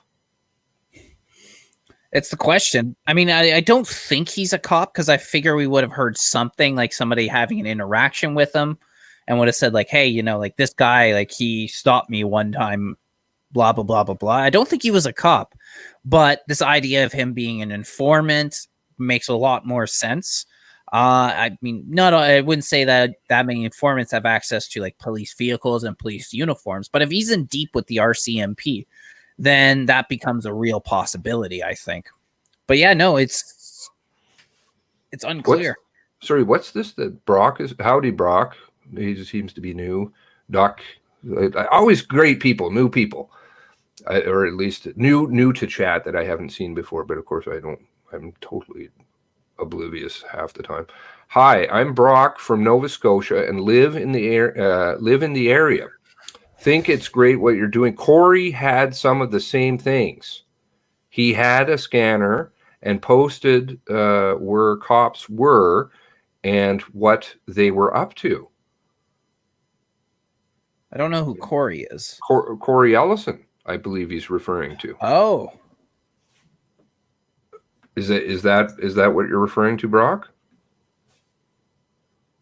Sorry, I just jumped over there, but that's interesting. Yeah, Corey. I think he's talking about Corey. He's spelling it right, Corey. Corey Ellison. It must of course, be, Corey Ellison. Where the fuck was he? Did he die on a beach? And then 2 days later, Clinton decides to change the story and say, well, actually, I was at home with my dad. That's fucking, that just reeks. That reeks, the whole thing. Because I thought that was kind of weird in the warrant when you were going through and they talk about how it seemed that Clint and Corey were together on the beach. And then Corey ended up getting killed, and that's where Clint ran. And then it seems that was different. He was at home, and then suddenly he's making a Facebook video where he's completely trashing his whole story altogether. Well, he's trashing himself. Yeah. First, he opens and he closes with, "I'm so sorry to the RCMP, blah, blah, blah. Please make this go viral. I'm totally crazy. I beat up and almost murder women. And then I'm really pissed off at other police departments, but the RCMP is fantastic." To me, it just stinks of somebody got to him. And with the amount of silence that's going around all these people, Steve can definitely attest to that fact, how many people are shutting down. It's just all weird. Oh, yeah. RCMP threatening Tara. Yep. And that's what I was going to bring up is like, we know not from you and me having personal experience, but we do know that one of our friends actually was contacted by the RCMP and more or less told to shut her mouth, otherwise they're going to charge her with some bullshit charge. Okay, so Brock seems to know Corey and Clinton. I'm going to make a leap and say that he knows Clinton. Is that what you're saying, Brock?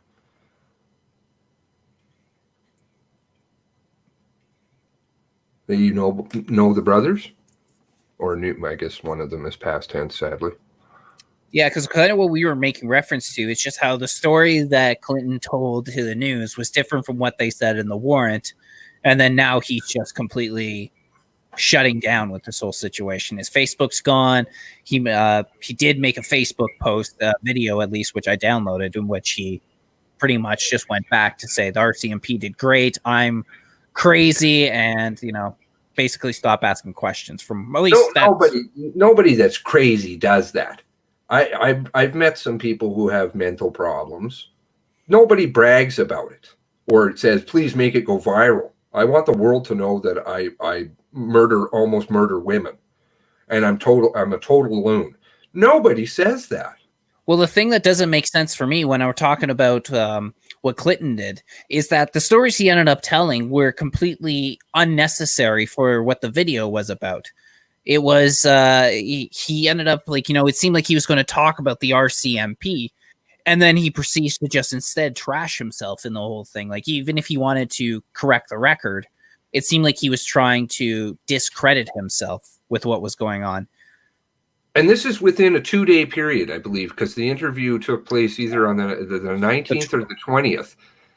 First with the RCMP, so where he says this beach story, and then 2 days later in CBC, which genuinely seems very honest coming from him. Like, there's emotion there. I can feel it. Everybody that watches that feels that. He's a guy. No guy really likes to come out and say, this is going to traumatize me for life and stuff like that, just because we're guys, right? And he says, the RCMP totally left me in the lurch.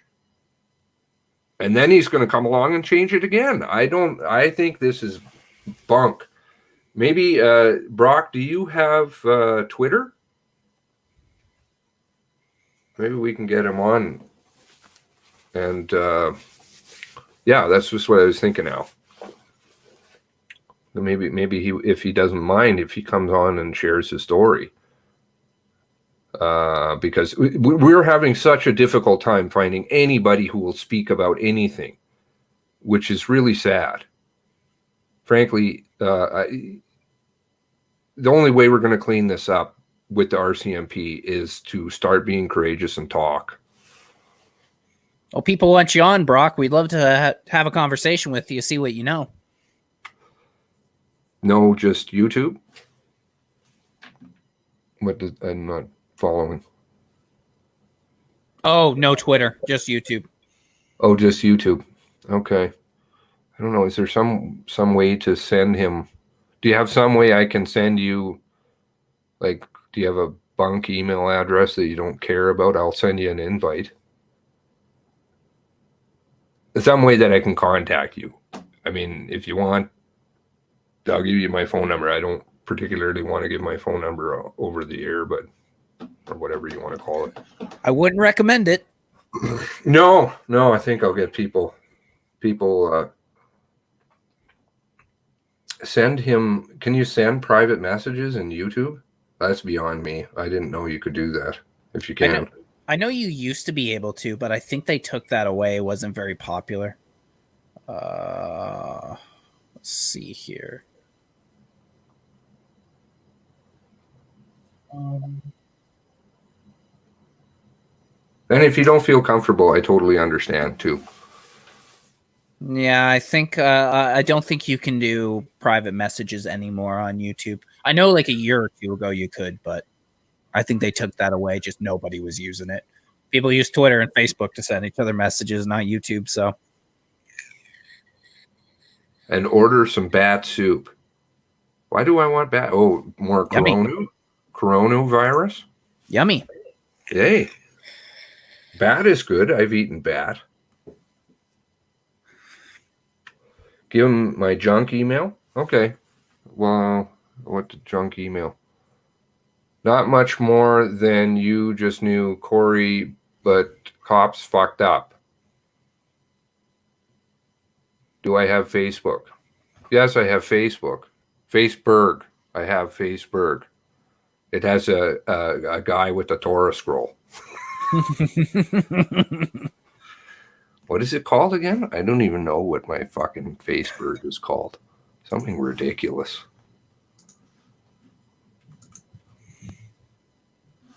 Awoken Goy. There you go. That's going to get me in trouble. I heard that. What's my Facebook? Here's my Facebook.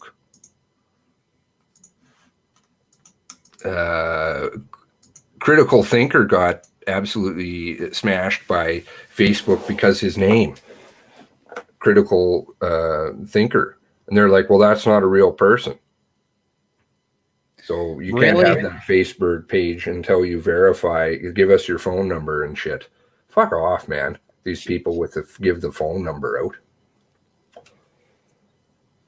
No kidding, eh? I've seen them do this a bunch of times. I mean, I can't tell you how many times I've gotten a message from Twitter that's like, we need you to verify your phone number because there's suspicious activity happening on here. I'm like, suspicious activity. There was one time I got one of my accounts got banned after like 14 tweets or something like that. It was not long. Oh yeah, well, Ted's the king of getting banned. I'm banned on Twitter apparently for life, but So I don't know. They let me keep that phone number, or let me keep my last account, original account, which nobody really had, the one that I use now. And I only have like how many followers? I don't know, 100 followers or something. Nobody follows me. I think I've had 3 accounts banned on Twitter. Did you have some good names? Did I have good names? No, not really. They were just they were, one of them was just my official Twitter account, my first one I had it was just like whatever, JMSO podcast or something like that. Yeah, I missed that account. I'm confused by Don Cherry whenever I'm trying to find you in my list. Oh. Don Cherry? I just never changed it because after Don Cherry got fired, I just changed my profile pic. Like Don Cherry did nothing wrong. And and I never changed it again, which was really funny because some guy started, I can't remember what it was over. Some guy started fighting with me on Twitter over something stupid. And then like he took a screenshot of the profile pic and he's like, well, I can just see you're like some dumb boomer or something like that. And I was like, dude, that's Don Cherry. That's not me. Dumb boomer. Oh, yeah. Ozzy, you should be careful with that. I don't. What the hell? How do I do this? How do I do this? What? I'm trying to get this comment banned. Don't be putting out your phone number. That took forever. Sorry about, that's the first time I've ever deleted something. Though somebody deleted something the other day. They wanted SIN number even? Yeah. They want all this crap now for, verifying your account. You have to take photocopies of your license and shit. It's ridiculous. No, I'm not friggin' doing that. No. But of course they know that then too, right? That's just going to scare away people. It's not because I'm afraid of, who I am. That's fine. You can know who I am, but there is a certain amount of privacy I want to keep. I don't want, you're asking me to violate my privacy, which is the exact thing I'm here to keep. It's not because I'm afraid of who I am or whatever I stand for. Like, they don't require all that information. Ozzy, quit blasting your phone number out. She just said it's a song. 867-5309 is a song. Oh, okay. Oh, I know what song she's talking about, actually. Yeah, and that does sound familiar. 8765309. Yeah, okay. Do. You got us, Ozzy. Sorry, Sorry. Well, there you go. The first comment I ever banned, and It's not even worth it. it's my derpness.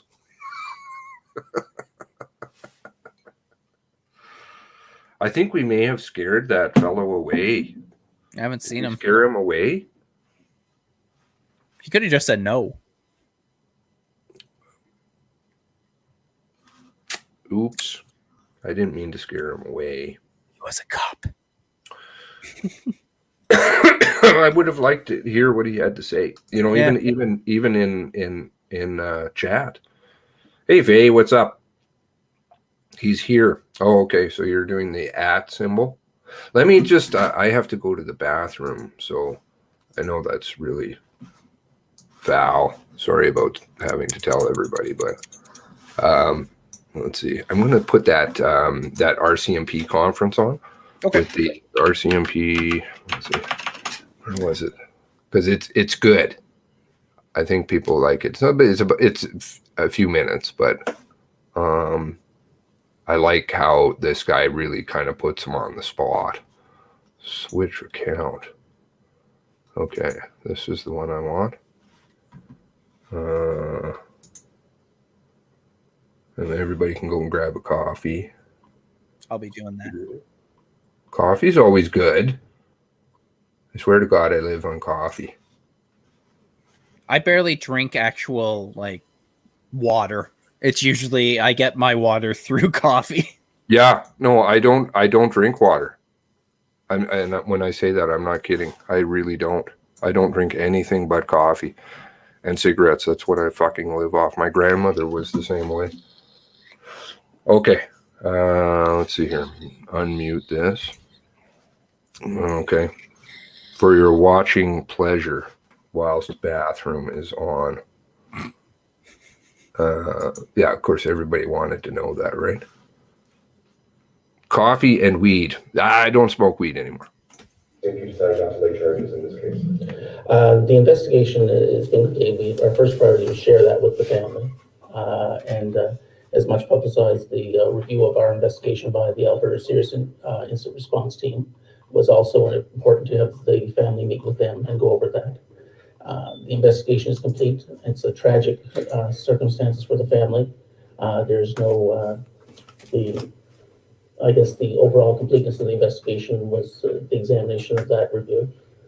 It was determined that we did everything appropriate through the course of standardized practices, and the information that was gathered during the course of investigation did not require criminal charges.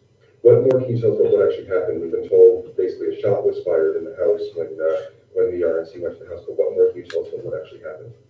We can't discuss a lot of the details of the investigation. There's reports of a pending inquiry into this matter. The RCMP certainly doesn't want to do any or provide any information that might slant or hamper that process from unfolding as it should. Well, say simple to the RNC was involved, the other provincial police force, yours, investigated them. Even though ACER investigated, there are going to be people who say, well, of course the police officer wasn't charged. What do you say to those people who have that feeling? We certainly understand that, and that I think that's part of why the Alberta Serious Incident Response Team was called in. They're an independent civilian-led investigative body who reviewed our investigation. They reviewed it. They examined every aspect of it, were provided with all the information.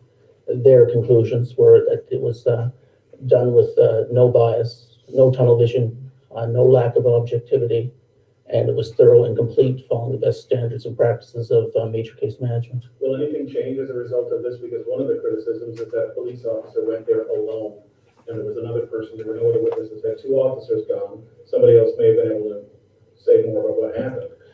I think all of that will be part of what, if there is an inquiry into that matter.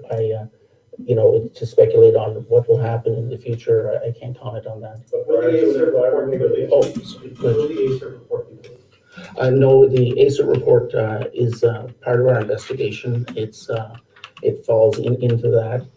The content of it is such that it can't be released because it is part of the investigation itself. The findings we shared through the fact of that it was the review was completed and that the investigation that we conducted was thorough, complete, and unbiased. The report of David Rich was supposed to be released conclusion of this whole process. Is that going to happen? That was part of the ACERT's review, and it was included in all the information. So, but when Mr. Rich was retained, the public was told that his report would be released publicly. Is that happening? No, there'll be no reports released with regard to that. Again, as mentioned, it's part of the investigation itself, and as part of the investigation, it will be part of what is examined if there is a pending inquiry. But if the investigation is concluded and a decision has been made, what is the imperative for withholding this documentation? We don't normally release any information from our investigations, witness statements, lab test results, that's normal. It's not unheard of that we don't release that sort of information. There is, as I mentioned, a pending inquiry, and we certainly don't want to be doing anything that would hamper or slant how that would turn out. Are you aware by not releasing the report, it creates an environment that is ripe for speculation, and how do you plan to combat that, if at all? Well, I think the thing we have to focus on here is that our investigation was reviewed by an independent civilian-led third-party body. They investigated our investigation to check for bias, prejudice, a lack of objectivity. They found none of that. They found that the investigation was done thorough, completely, and with the best practices of modern case management. Were there any recommendations made? Yes, well, you would expect there would be recommendations, as different police services have different practices, and but the recommendations that were provided had no impact on the conclusions that were reached during the course of that investigation. So were there recommendations made in the ACERT report? Yes. How many? I wasn't privy to the report myself. The recommendations as such did not have any impact on the outcome, and that is documented. But how can we trust you when you say that This gets good. have any bearing, and that ACERT certified that it was a fair investigation if we can't see the ACERT report? That is ACERT's determination from there. That is their conclusion. They concluded that the report cannot be released. No, they concluded. He'll pull out the heartstrings nonsense. He'll start using the word tragedy. Well, just listen to him. It's so transparent, this shit, to me now when I hear it. That the recommendations had no impact on the outcome of the investigation. But I mean, at this point, all we have is the RCMP say so. We haven't seen any documentation. How can we just blindly trust the RCMP on this? The investigation was reviewed by an independent civilian-led third party. They reviewed our investigation, made those determinations, and that's what we shared with you today. Can you tell us how many shots were fired that day? No, I can't tell you any of the information that's in part of the investigation. All that will be probably part of what comes forward at the provincial inquiry. Was the officer who shot Kage The protocol for all these procedures for the RNC, we'd have to speak to them. Is it fair to say he shot Don Dunphy in self-defense? The investigation that we conducted into this examined all the circumstances. Very tragic incident. We looked at all aspects, all the circumstances surrounding the information, and there was no information that led us to lay any criminal charges. What exactly does that mean? He did break the rules? What exactly did he do or not do that day? I'm sorry. I'm not, So you say there's nothing to suggest that there's any charges connected. Can you tell us if he shot himself? I mean, what does that mean? Did he shoot the other man in self-defense? Did Mr. Dunphy shot in self-defense? Was he shot?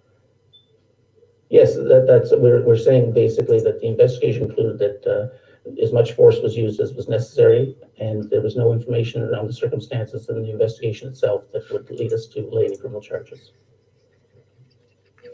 What was the reaction of Mr. Dunphy's family when they were getting the report? This is a very tragic incident. I don't want to pretend to speak on their behalf.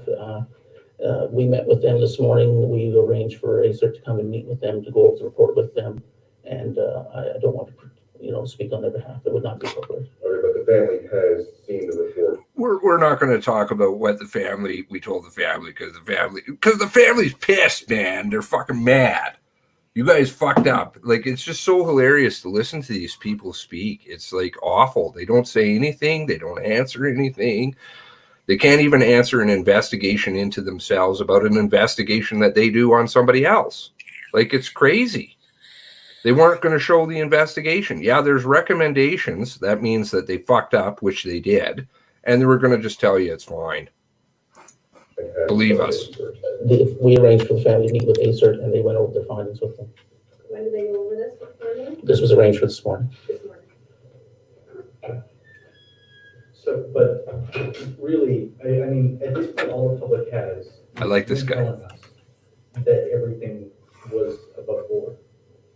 Are you at all concerned that people won't believe you? Our investigation was reviewed by an independent civilian-led third party. They provided the report. They reviewed our investigation, and they were satisfied that we followed every step and covered all the aspects of the investigation that was needed. But how can we know that if we can't see it? The report can't be released. It's part of our investigation, and we're certainly not going to do anything that would hamper a pending inquiry that's coming on this matter. I hope this guy watches this video and sees that we're fucking laughing at him. His organization, they're a joke. They're like absolutely a joke.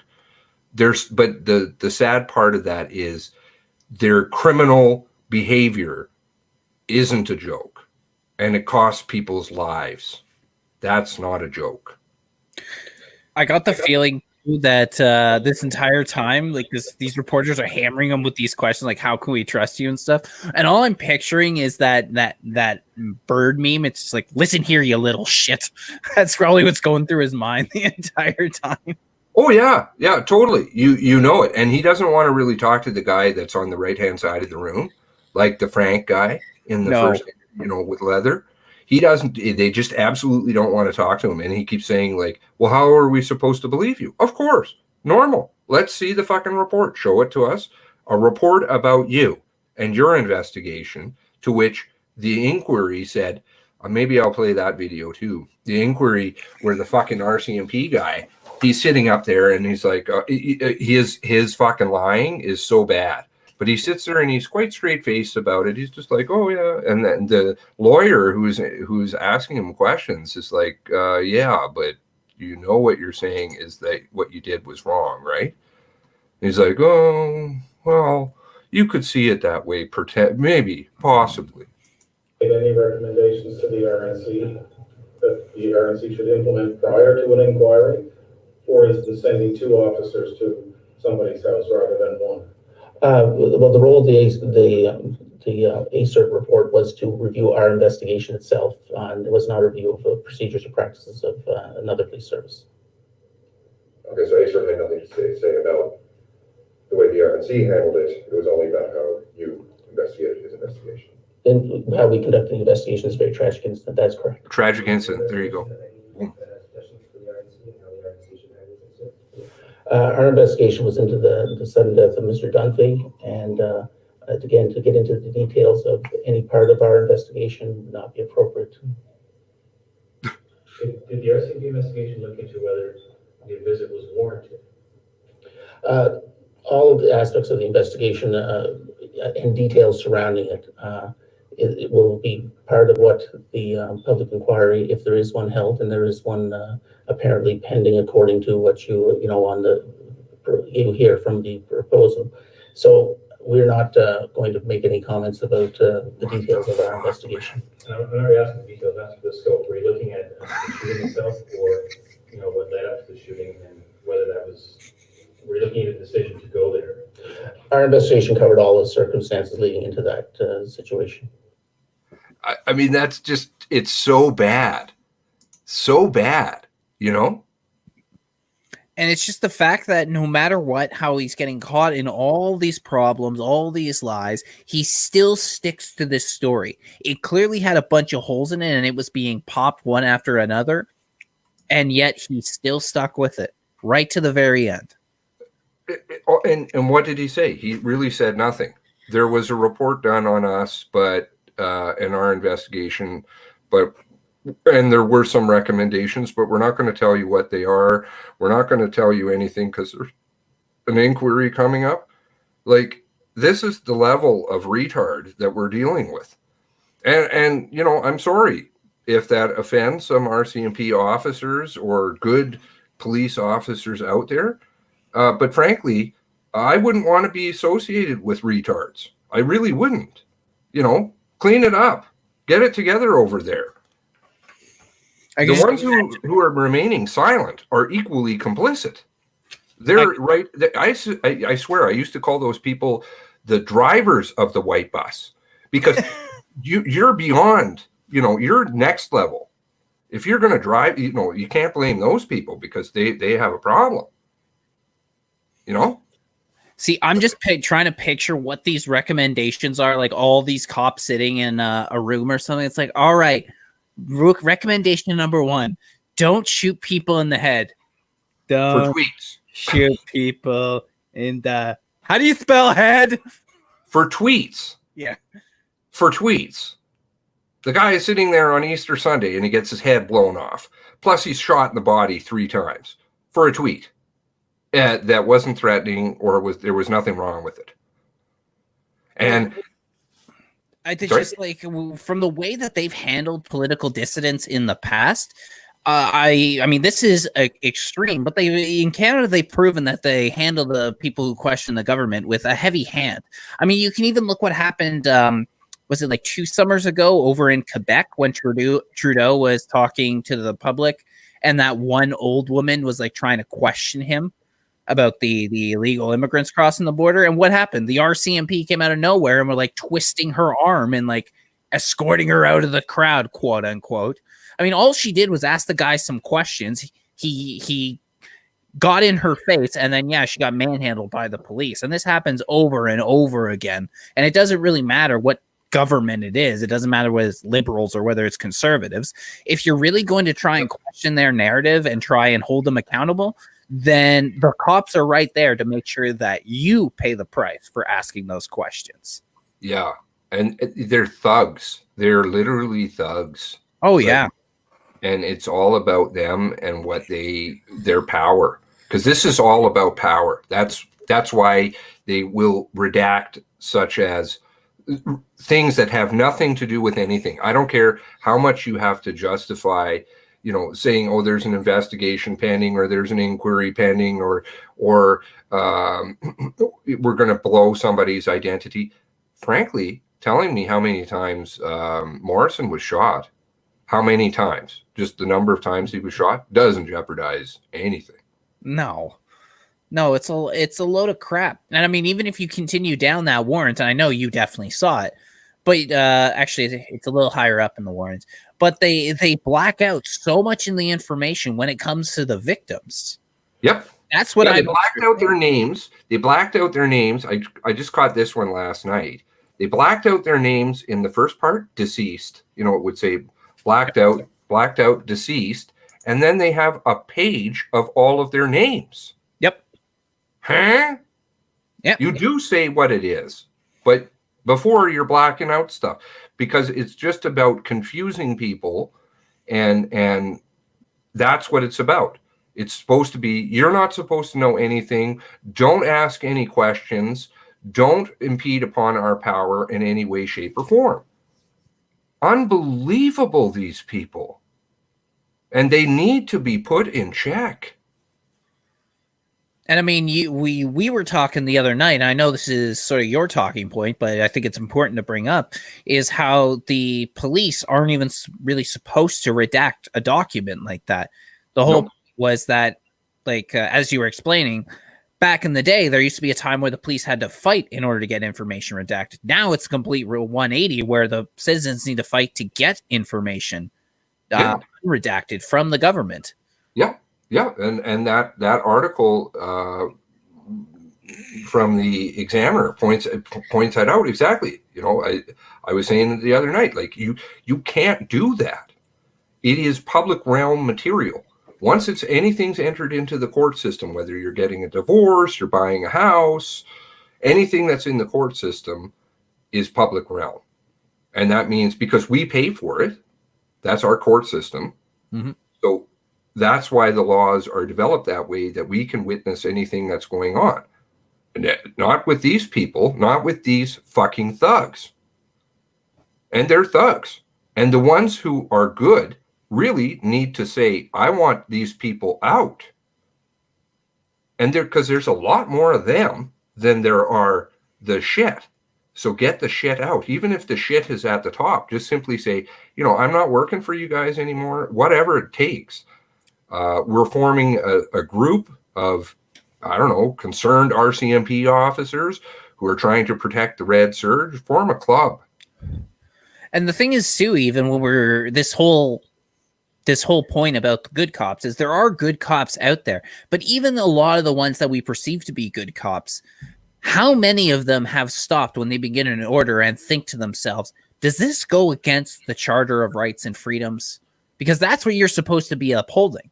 Yeah. It's not just the law itself, but does the law infringe on that? And if it does, then they should be the ones to speak up and be like, no, because the Charter is supposed to be the ultimate document, right? Although, as I really found that the idea of rights is just a set of privileges they give the people, because the government didn't care, police didn't care, even people didn't care when, for instance, the whole COVID thing, when they infringed on that. But this is supposed to be the principle that a lot of these cops are upholding. How many of them have stopped and refused an order because it went against the Charter? My guess, maybe 1% of these good cops. So it's like they're good people, but there are things they're doing in their job that they're not doing appropriately. So that's something that needs to be thought of. But I mean, if even in the States, a lot of their rights can be trampled on. And I mean, the idea of the American Constitution, that's supposed to be the ultimate document. It was when the country was formed, the Bill of Rights was what was written. And despite that, they have no problem infringing on the rights of their own people. So, quote unquote, the most free country in the world. So it's not like our cops really care that much about it either. Yeah. So one needs to say, if the politicians who work for the people are doing things that infringe upon, or the police services or whatever it be, are doing things that infringe upon what the people's desires are in a democratic society where the majority is supposed to rule, who's ruling? It isn't us, and it isn't the politicians. It's people above the politicians who are issuing orders. Mm-hmm. And that was kind of where I was on about the other stuff before. Do you want to listen to this other cop just sit there and lie? Yeah, let's do it. You mentioned earlier that at one point Constable Smythe was in your vehicle making some calls. You talked to his supervisor making some calls on his phone. Did you overhear any of that conversation? No, okay. I did not understand it. All right, so any other involvement in the investigation from you? No, that was it. After that second day, I believe I was just placed right back on detachment duties. So now on April 10th, you called Constable Smythe. Yes. Okay, so can you tell the commissioner about that? Why did you call him and what did you say? Yes, I called him. I guess it was a few days after the incident. It was, I guess a very difficult incident for everybody involved. I was working that night, and I guess everything was playing on my mind, and I wanted to call and just, see how he was doing.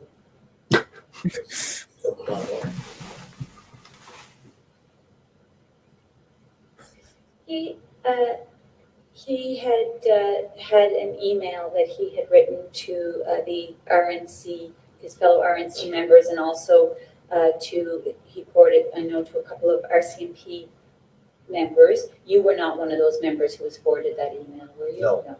Okay, were you aware of that email when you made the call to him? I may have if it was reported in the news, but I certainly didn't read it or see it.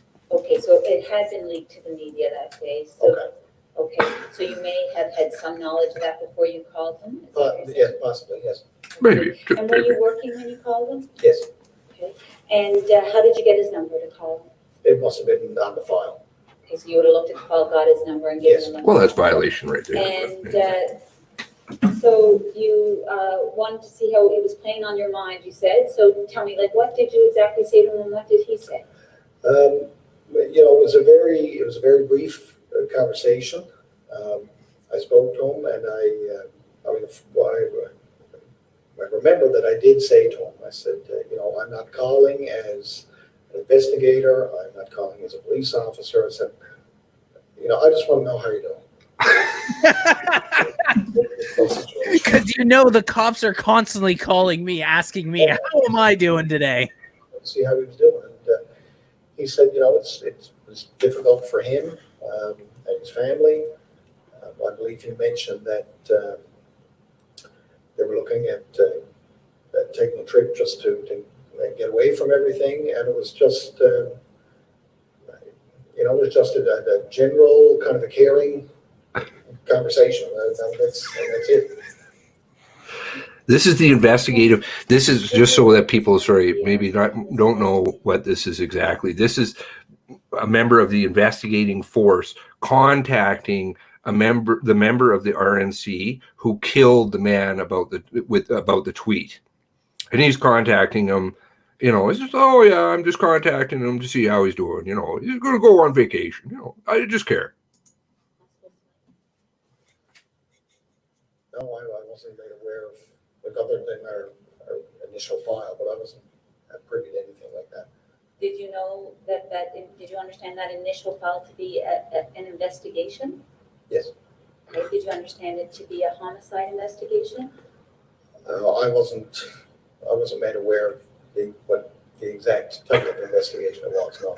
Because, like I said, once I was done that second day of the scene, I dealings with it. All right. So I didn't know where the focus was. No. Okay. Did you know whether or not the investigation had been concluded at that time? That wasn't concluded, no. So you knew you was subject of an ongoing investigation, you just weren't sure of the details? Yes.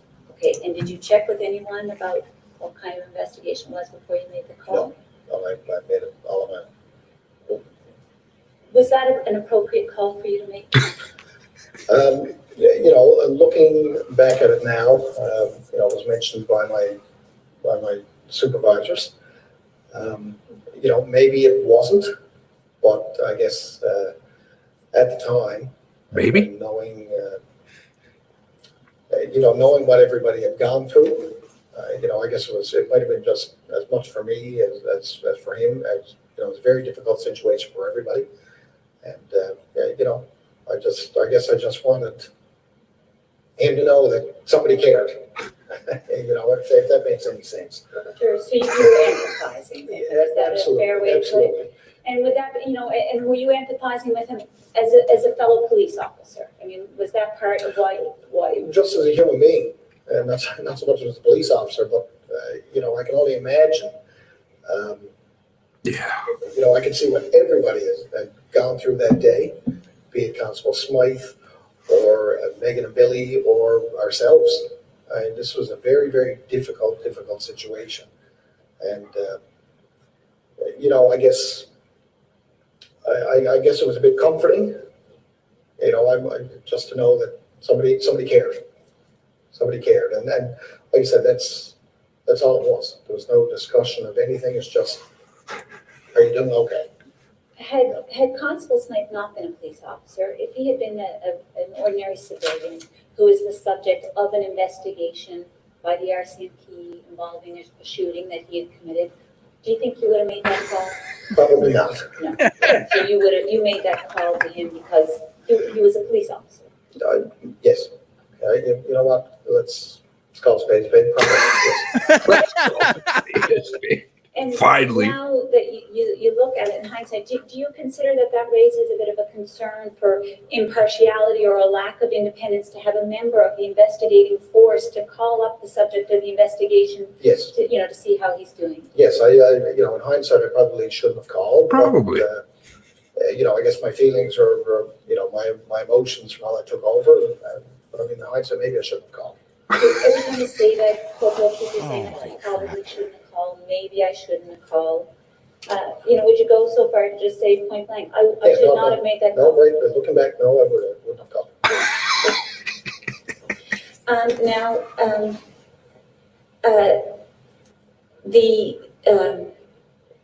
it's like a mouse. No kidding. Did anyone Mental ever gymnastics. raise this concern with you? Yes, eventually. Okay, so tell us about that. Well, it's, I heard from Corporal Foote, was directed to come and speak to me on it and to make some notes on the file. Okay, and I'll ask Madam Clerk if you could bring up P229, please.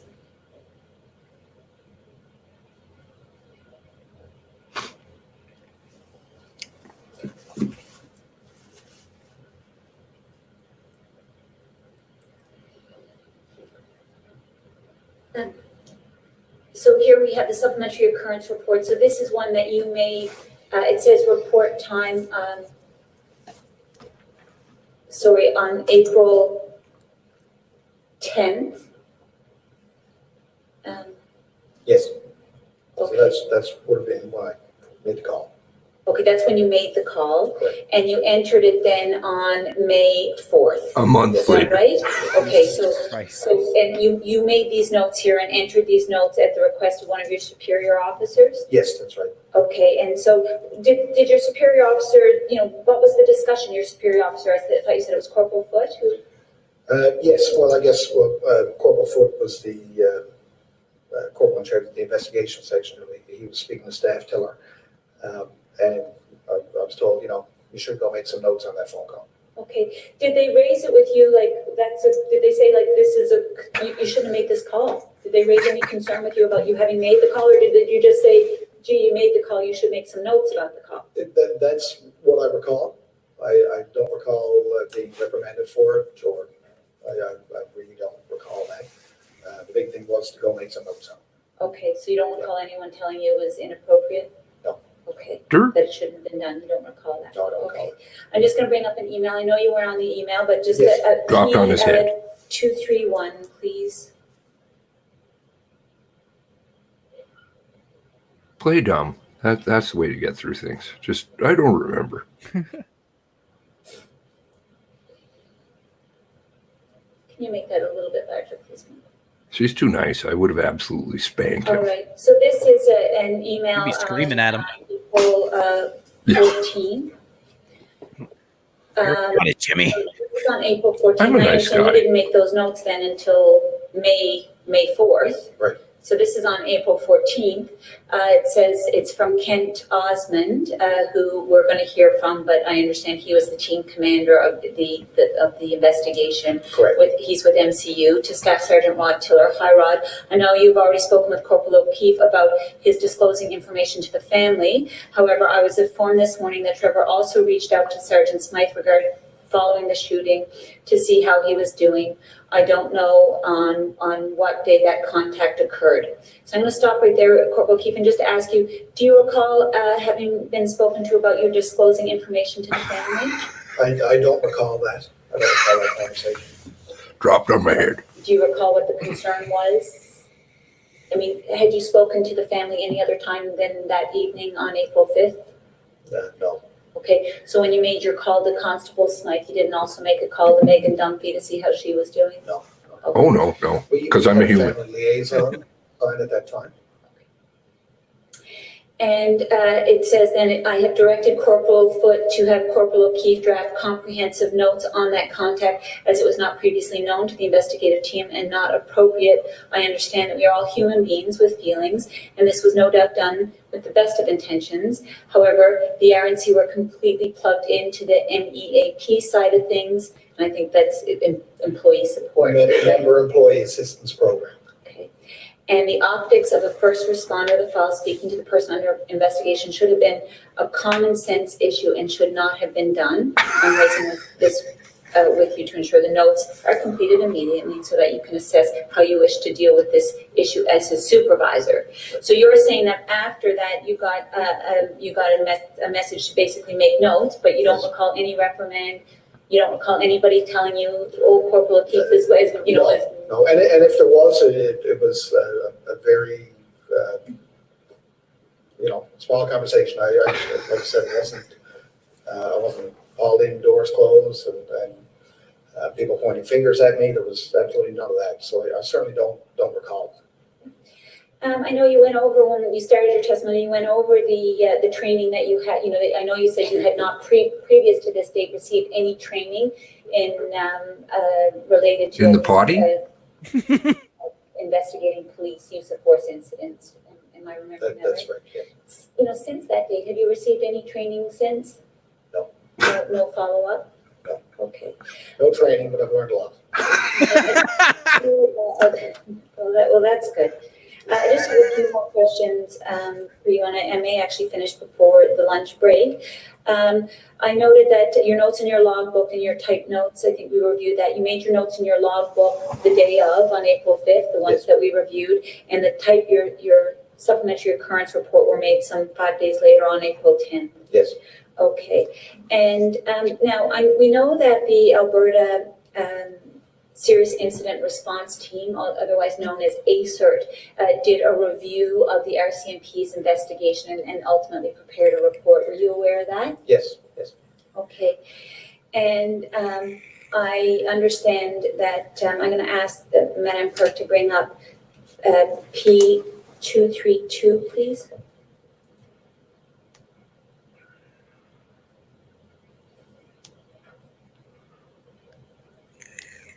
If you could make that a little bit bigger. I'm just looking at an excerpt from that report. Corporal O'Keefe, on page 8 of that report, it says that Corporal O'Keefe was one of the first RCMP officers on the scene that the subject officer presented himself to upon arrival. The notes and subsequent prose report were provided by Corporal O'Keefe documenting his encounters and discussion with the subject officer are extremely limited and respectfully inadequate. When did you first learn that, this is a criticism of your note-taking by ACERT, would you agree with that? Yes. When did you first learn that ACERT had made those statements? I guess it was approximately an hour before the report was released. An hour before the report was released by whom? Before it was released to the public. By the commission? Yes, sir, the commission, yes. So just before the commission of inquiry was going to make the ACERT report public on its website, just an hour before that, someone brought this to your attention? Roughly, yes. Roughly, okay. And who was that who brought it to your attention? That would have been Staff Sergeant Osmond came in and told me. Okay, and what did he tell you? He told me that my name was going to be in the ACERT report, and it was with regards to improper note-taking. So up until that time, had anyone ever come to you and said, Corporal O'Keefe, your notes were not adequate? No.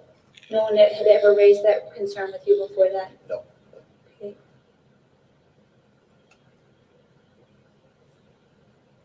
Looks like a and training. Your notes, would you have, would Like your like notes have been disclosed in the ordinary course? A little bit.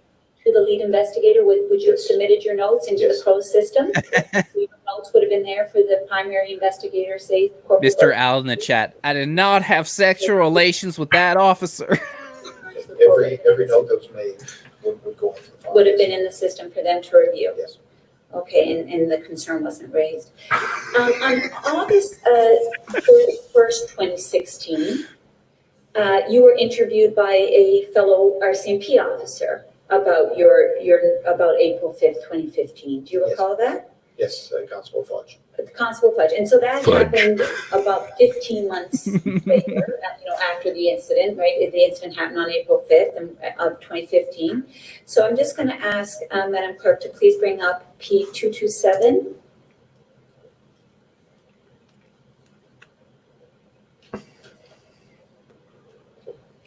Had you ever previously been interviewed by a fellow RCMP officer about your involvement on a file? No, not that I can recall. No. And did you know Constable Fudge? Yes. Okay. And did he tell you why he was coming to take this statement from you? He called me and he explained that ACERT had some questions that they wanted answered, or I don't know if it was ACERT or major crime, but they had some further questions based on what happened that day, and he just wanted to get some clarification. Okay. So you just gave him the details we see here, that you were the first supervisor on the scene, you had the first conversation with Smythe. Smythe told you there was a firearm pointed at you and that he shot Mr. Dunphy. No other utterances were made? Yes. okay? That you'd seized the firearm, that you'd locked the pistol in the car, unsure there was a clip in the pistol or not, did not eject a round from the pistol when seized. So you remembered that at that time you hadn't ejected a round from the pistol? That's what I thought. But as I said, if you speak to the exhibit custodian, it might be able to clarify that a bit more. Okay, and you felt his demeanor was disbelief and that he was placed in a PC unit and transported back to Hollywood Detachment. So those were the details that you gave Constable Fudge on that? Yeah, no, I think it was a bit longer than that, but is that's the summary of it? Fair enough. Yeah. So did you said they were coming to get more information. Did you understand, or did anyone say we're coming to get more information from you because your notes were really not adequate? No. Nobody ever said that. They just said they wanted more information. Did you ask? I obliged. Okay, yeah, understood. Did you ask why? No, because that's how it was explained to me, that there were still some outstanding questions, I guess from either ACERT or major crime portion, and they just had some additional questions. That's all I understood. I provided the information the best I could. Okay. All right. Thank you, Commissioner. Oh my God, it's just painful to watch people lie that badly, And this is the Yahoo force that we have running, and they're just like, oh yeah, of course he's lying, but I'm sure also to some extent he is telling the truth in so much as saying, well, you shouldn't have really contacted him. Don't worry about it. It's okay. Don't worry about it. Like she was way too good about that. Oh yeah. She should have been like, okay, just one more question. Are you retarded, sir? Yeah, it's like the dropped on the head syndrome. But you see, the sad part is that these people don't realize that when they play that, they actually do really look stupid. And so then people just assume that they're stupid. If I saw them on the street, I'd be like, you're dumber than a special needs stick. Like, you're really dumb. I get the feeling, though, that they would prefer to look stupid than look negligible, than look guilty, than look criminal. So I think they actually, out of all their options, they're fine with people thinking they're stupid. As long as they get to keep doing what they're doing and nobody gets charged, then I don't really think they care. That's why they keep. Of course, because he's passing along investigative secrets during that phone call to the RNC guy who killed Mr. Dunphy. He's passing along what we know. These kinds of things should be changed. Make sure you answer it this way. He's not phoning because he cares as a human being. Go fuck yourself, man. She asks him that. Did you phone Mr. Dunphy's family? And he's like, oh, no. Why would I do that? No. They had their own support services. It shows in the email. Well, Mr. Smythe had his own support services. Mr. Smythe, by the way, is currently in trouble right now again. He didn't get convicted of anything, and he's currently in trouble right now for obstruction of justice. Of course he is. So why wouldn't he be? This business about this police force, they're rampant, they're criminal, they're because nobody's spanking this guy from up top. He's probably a staff sergeant or something.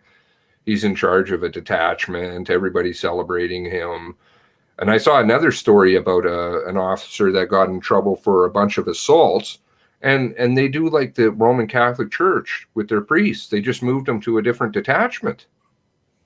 Let's not talk about that at all. Hell, I wouldn't be surprised if he ended up getting a promotion just for this. He didn't get caught. He didn't get charged with anything. So they're probably like, excellent. You did a good job out there, buddy. Great point. Yeah, absolutely. Absolutely. You protected us. You protected the image. We don't care. Because honestly, let's look at it this way. If this person is really that dumb, do you want them carrying a gun? Oh, hell no. Yeah, they're really not intellectual heavyweight. But if they're deceptive, because it's only one of the two, you're either deceptive or you're dumb. And if you're deceptive, well, I don't think you should be carrying a gun either. My guess is that if he was just a civilian, tried to go through and actually acquire a firearm, my guess is he's the type of person that would have been turned down almost immediately if they knew even a fraction of his history. But Well, the thing is, sorry, I was just going to finish with, but yet a bunch of these cops ending up on the force and end up high up on the force. somebody. Sorry, can you repeat that again? I just needed to. Can you repeat that again? Oh, just that, like I said, that he couldn't get a firearm if he was a civilian doing it, but yet these guys not only get on the force, they probably end up high up on the force. Right. So somebody made that comment. I don't know if in fact that's true, that the RCMP actually don't even have to do the PAL program. They don't have to go through and do testing, and yet they can carry prohibited weapons, not just restricted weapons. And since the Moncton shooting, I believe all of them carry, all of them in their cars have semi-automatic assault rifles. I believe you're right on that. I think I heard something along those lines. This business about, they keep saying, well, criminals are being more, heavily armed and stuff like that. That's absolutely true. They're not law-abiding people. They're not getting their guns legally. It isn't law-abiding gun owners that's doing that. But equally on the other side, you have fucking stormtroopers running around packing major power and heat that they, I was thinking about it when I was driving down the street today. You remember that the police, the Billies in England, they never used to have guns. They didn't even have guns, the average police officer. They just had a club, and that was it, and a whistle. And they were able to fight crime. Now, what happened all of a sudden that we've got crazy gunfire power, people who don't know how to handle their guns, shooting up fire halls, more than likely, high likelihood that they killed a civilian and killed their own officers, or killed their own officer and shot another one. And yet, nobody's supposed to ask questions about these things. No, you're absolutely right on that. I mean, time and time again, the police have proven themselves that they are their own worst enemy. In fact, I haven't actually verified this yet, but I did hear recently that in New York City this past year in 2019, apparently every single cop that was shot in the line of duty or was killed in the line of duty either shot themselves or was shot by another cop. It wasn't even that the gangs were a problem or that. But again, I haven't verified it, but that's what I heard in passing. Oh, wow. Yeah. Oh, if you could find that article, that would be amazing. Yeah, I don't think they're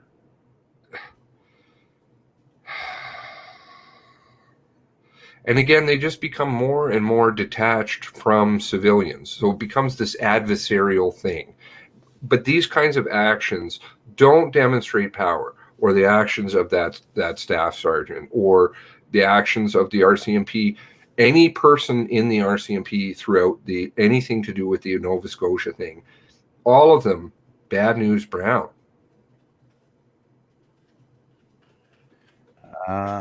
Sorry, I was trying to find roles. What's that?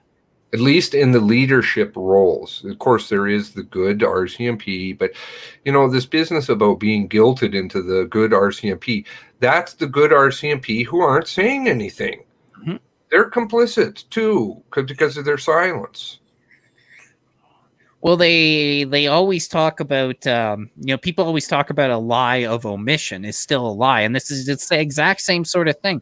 If the cops are doing something illegal, immoral, whatever it happens to be, and the other officers aren't speaking up, then you are just as complicit in what ended up happening because you're refusing to tell the truth. You're refusing to come forward with it.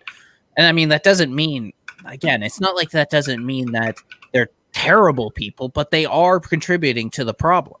Yeah. Yes. And so to me, I don't want to label people, but they're equally guilty. if you're not willing to stand up to this stuff, because at some point people got to grow a set of balls here and just say, enough, I don't want this anymore. I don't like my police force getting tarnished. That article said, what was it, that 911 operator? And she's like, you guys just don't know what it's like for those poor people. We don't want to hear any kind of criticism. We don't want to hear any kind of criticism. I'm like, well, how do people ever improve in life if you don't get criticized? Everything you do is fine. It's okay. Don't worry about it. Mm-hmm. Nope. That's crazy thinking. Yeah. No, to say the least, it's crazy thinking, and it's unfortunate we're at this point where the whole idea of the thin blue line or the cone of silence has actually taken such root in these police forces, and not just the RCMP, but police forces all over the country and all over the world, really, that even just trying to question them is now starting to seem like it's a taboo issue. You know, you can't question them. Whatever they tell you is the truth. It's a ridiculous concept. OPB still have shotguns in every cruiser, but a select few per shift also carry C8s. Yeah, no, I think this is actually true for a lot of local police forces in cities now, is that every single cruiser has a shotgun in it, at least. So they got their sidearms, they got their shotguns, and the lack of training that they also have to take is unbelievable. In a lot of police forces, they don't have to go to the shooting range more than once a year.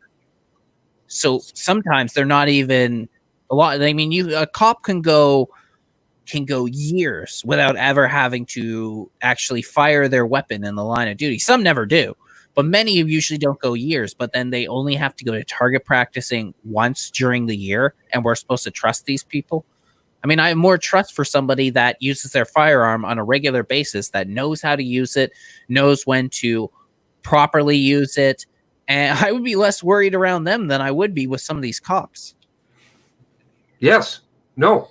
And you know, if these people aren't going to be reprimanded for lying on the stand alone, like not even just reprimanded, that person should be fired and charged with perjury. Mm-hmm. You know, that's the kind of thing that we need to get going here. Sorry, my brain is going in all kinds of different directions as always. Steve's got a couple of good things I wanted to share. And Mr. Money made a point here that he has found the infamous exit 9 location. And I'm wondering if he can elaborate on that a little bit more. Because when I was looking at the exit 9 location, I was having trouble because it was peering on the other, not necessarily the other side of Nova Scotia, but not that close to the area of Shubenacadie. Right. Yeah, no, I'd like to see where that is in relation to Stevenson, because we're supposed to believe that they had an accident. Yeah, that's what they're claiming in the warrant anyway. Yep. Let's see, where was it? Now it's changed into some sort of an accident from head-on collision. Because I think that's probably because people like ourselves were pointing out, no, there's no damage to what appears to be Stevenson's car. Again, those are just we're just grasping at straws here. So Steve shared these things. Now, again, we're back into New Brunswick. What's the tie with New Brunswick with Wortman? Do you know anything at all about that? No, until I started looking into these companies and seeing everything tying back, the last two tying back to New Brunswick, I didn't even realize there was relevance to it. Yeah, there seems to be. And again, I think the things to look at, the behaviors to look at here is when they don't say a lot about something. Maybe they say a little bit, but it's like just like the mall location. I think there's something to the mall location. Equally, I think there's something very hardcore with the girlfriend, wife, common law, whatever the hell she is, because that just changes all over the place. Was an important witness. I was saying to somebody on the phone last night, She reminds me so much of Momar Belkadir. Kind of just disappearing into the wind.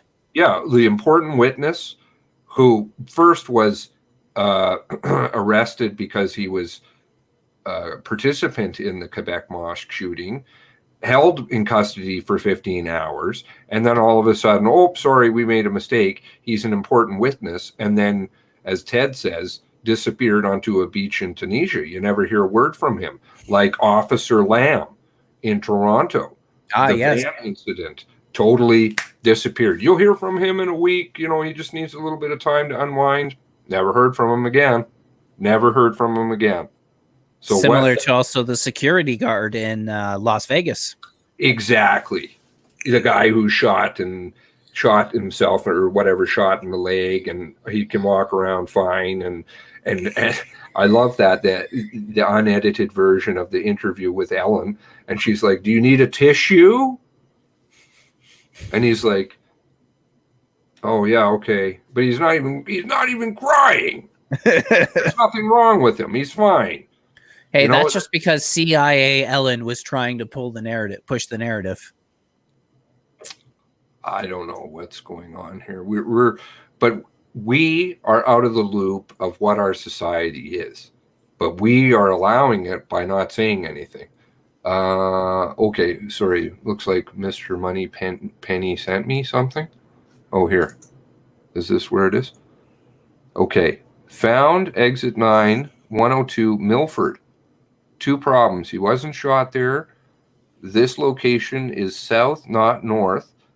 I think I seen the report on his story. We still need to know where he was parked and encountered Wortman. Was he parked? Which direction was he heading? Well, if he's parked and he's meeting Stevenson, but Stevenson is somewhere entirely different. What were they meeting where he's parked? Over in Milford? Well, the thing was, too, is that at least according to the warrant, it said that it was exit 9 from Highway 2, not Highway 102. So maybe that's part of the problem with. However, whenever I put that into to Google, all that was coming up was talking about Highway 102. I don't think so. Let me double check Google Maps, but I don't think there's a connection there with Highway 2 or no. Highway 2 ran sort of adjacent to Highway 102. So they're claiming it was exit 9 on Highway 102 that ended up taking place. So I don't know if that applies. I don't think that applies. But I know where he's talking about because that's kind of what I found. And I looked at it. And yeah, it was like past Gina Goulet's place and sort of down, again, just closer to Milford. So I don't think that's where it was. I also got down on Earth Street View. And it couldn't have been the place because there was no gazebo there. It looked different. So I'm pretty sure we have we have the right place with where we think the shooting went down. I'm positive. You know what? No, screw it. I'm 100% positive that's the right place. Enough of the cars line up. It looks the same. There's the gazebo there. There's no gazebo over at the Highway 102 where this is making reference to. Is there any photos of or is this like the tracker, Momar Belkadir tracker? Is this the Stevenson shooting? Is there a crime scene? Has anybody ever seen a crime scene for that one? Just in the photos that we have where they got like the cone set out and everything like that. That's all I've seen. The cones. But remember he got shot. That's he's not shot where Stevenson is. You mean Morrison? Oh no, I have not seen Morrison. My apologies, Morrison. Do we have a crime scene for Morrison? Not that I've seen. No, it was always the Stevenson one that they were highlighting and showing up. But I can't say I've seen one for where Morrison was. Thanks for the link to this. No problem. Promising federal inquiry into Nova Scotia rampage. Wow. Okay, so why? Like, why is he not promising it? Probably because there's information they don't want to get dug up. mean, otherwise they don't have a reason for it. In any legitimate situation, they would gladly have a public inquiry into a situation like this. My guess is, again, the RCMP probably contacted the government, probably contacted the Prime Minister's office, and filled him in on what they could let him know, but didn't tell him the whole story, and pretty much just said, just don't have a public inquiry into this. It's going to affect with our investigation, and nobody wants that. How do we compel these people?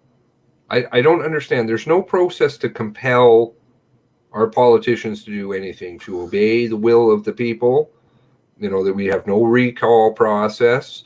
We have no way of compelling the Prime Minister. It doesn't matter how many fucking petitions you sign. It doesn't matter standing on Parliament Hill until you're blue in the face. They don't care.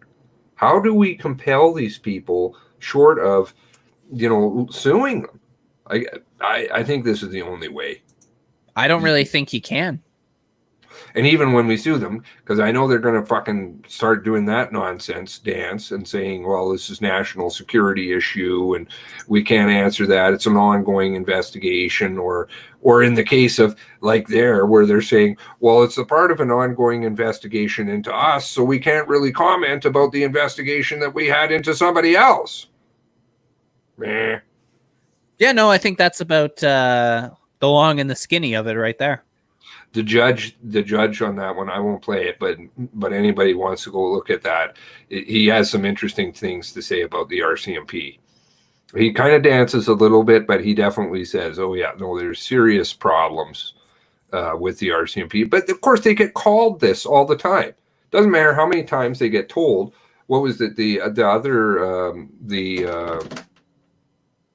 Was it a commission that into the RCMP where they made numerous findings, and yet to this day, I think that was like 17 years ago, to this day they've done zero, implemented zero. This is how much they've cared about how to operate in a trusting way, in a transparent way, working with citizens, not against them. Unbelievable. And then the PM is just going to top it off by saying, no, we're not even going to do an inquiry. Don't even worry about it. Nothing to see here. Nothing to see here. I mean, your police force, which is our police force, is opening fire on itself. Opening fire on ambulance drivers. I mean, at least the RCMP, who opened fire on themselves, could defend themselves. What about the firemen or the emergency personnel? They have no way to fight back. No, they don't. As far as I know, they're pretty much just sitting ducks out there otherwise. But I mean, with what's going on with the Prime Minister, it just seems to me that it proves that the corruption it's not just goes to the top of the government, but it's all intertwined. The Prime Minister is helping out the RCMP with their corruption when they're trying to cover up what really went down in Nova Scotia on those 2 days. And they're protecting each other. They're standing up for each other. And that to me just shows like how it's like cancer. It just gets into you, and then it starts to infect all the other cells. It digs its tentacles deep into all these different organizations, all these different levels of government and public service, to the point where there's nothing left untouched. Honestly, after a month, the National Post is going to say what we were saying, maybe a week. Yeah, within a couple of days, for a few days, they're going to say a month into this. They're going to say, oh, by the way, he's related to 2 RCMP members. Yeah, really? You just got that. Thanks for the news flash. Perhaps you should go to the same school that RCMP officer on the stand there just testified. He's right up there. White bus material. Yeah, why don't you scroll through that article? I'm sure they must give credit to us for coming across this information. Oh, I don't know. A colleague who worked with Wortman. Let's see, who did they give this credit to? themselves, I'm sure. Most likely. By the way, we just dug this up. You know, we're very on top of things here. We're just fucking spinning the narrative however we want. They're just going to do what the not the RCMP, the CBC does with when they rip off other articles. Like the CBC has learned. They're doing the same thing. The National Post has learned from, two stupid YouTubers. Or 3-4. There was more and a crew of really good people who are just digging through stuff. Ozzy, Todd, tons of people. Just too many people to name. Which doesn't mean that I'm forgetting about anybody here, because everybody's doing hard work. But where's the fucking press even? No, they want to talk about killer bees very intentionally. Oh yeah, the murder hornets that suddenly came out, and the heat starts to turn up again, and then you're going to have more nonsense about guys running around on streets with guns, when these people, as that one article indicated, they shouldn't even be running around with guns. They're dangerous to them, not only themselves, and I think that's telling. I think that's telling that he says that they're dangerous not only to the public but to themselves. I think that's a tacit way of saying our officers shot our own man. We're just not going to come out and say that in as many words. But I mean, if they're a danger to themselves, well, what are they dangerous? Give me some demonstration of that. I think it's just because they are shooting each other over in Nova Scotia. Well, it's even the wording that they use when it came to talking about the situation with Morrison near exit 9 on Highway 2, near the emergency health station, which I've also been looking for the emergency health station. I don't see one in that area. That's something other interesting to bring up. Constable Chad Morrison, peace officer, and member of the RCMP, was shot blank time. Morrison was shot blank. Morrison survived the shooting. How did... Now, I will admit that earlier on in this warrant, they did say that Wortman shot Morrison, but still, it's the wording behind it. And yes, then the article they said that no substantiation for why that is. They give no substantiation. The only thing I've seen at all was that interview. I swear I downloaded it, but it doesn't seem to appear in my folder. Was the interview with the man? I can kind of even picture what kind of news outlet it is, and it's some kind of screwy,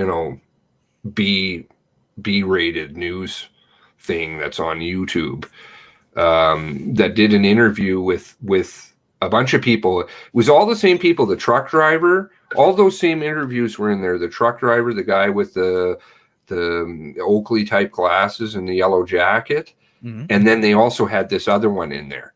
So I think those all came from the same source, and somehow his got deleted, which was this man in a red jacket over in Shube.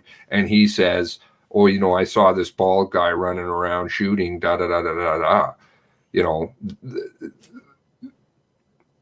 Anyway, I'm gonna have to try and track that down again and see if I can get it. But it was a good little interview, because we got at least a little bit more insight from somebody on the ground. This bald-headed person, whether that be Wortman or are we talking about somebody else, another police officer who is bald?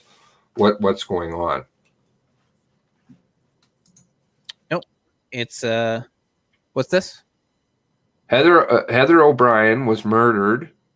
It took RCMP 7 hours.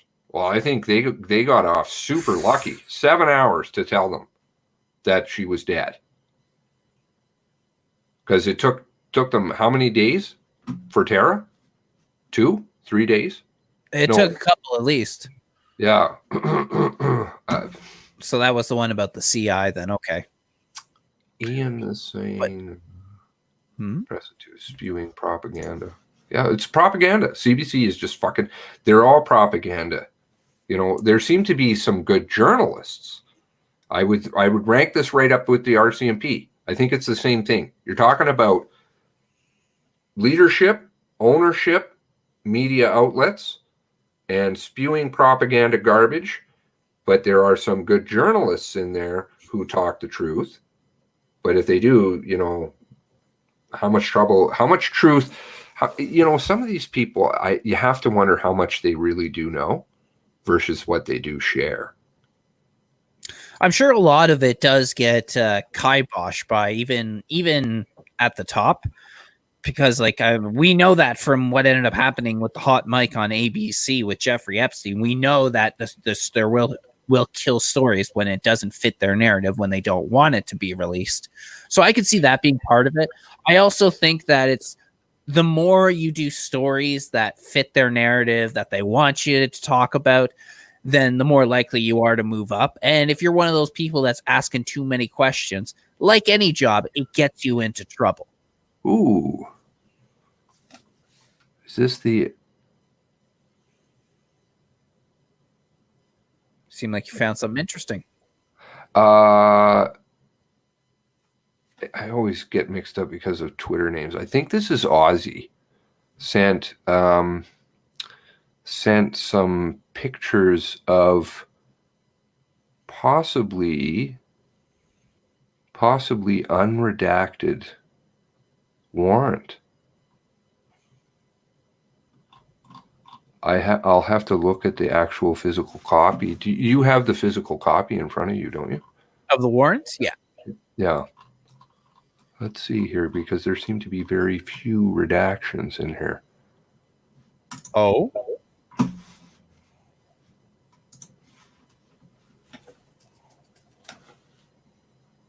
We got a couple of redactions, being the guns.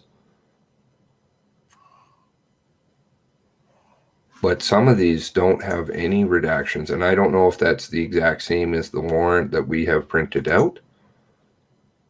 Pistol, gun, the girlfriend, but it's heavily redacted. Da, da, da, da, da. Oh, this is him just recounting.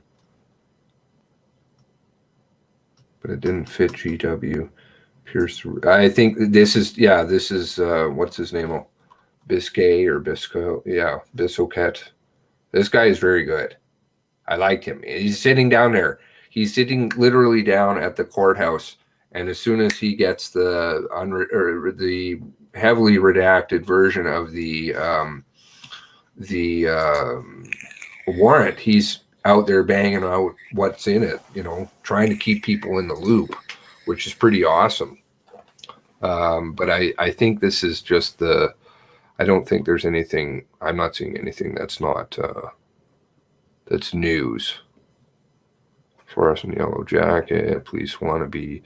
This is a lot of it. This is his summations.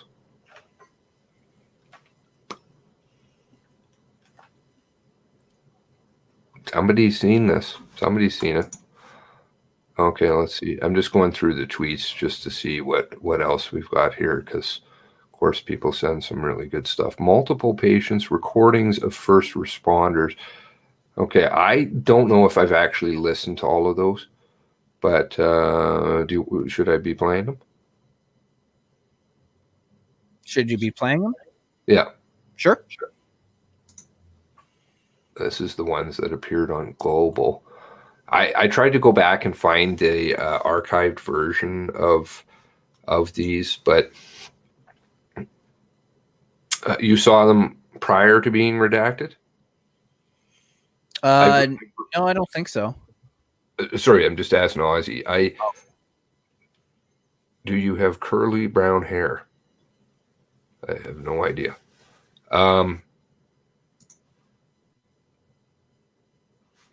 Where's the audio? Behind the scenes of first responders' efforts to capture the shooter, snuff out fires, and get help to the wounded.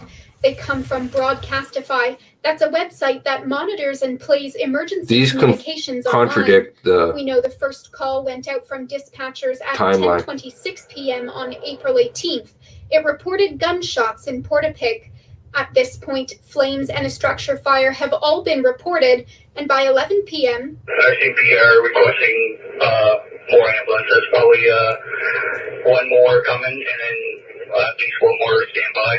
We know there's an armed assailant, and at 11:11 p.m., we hear more about the chaos and civilian injuries. It's very vague what's going on down there, but there is for sure multiple patients down there.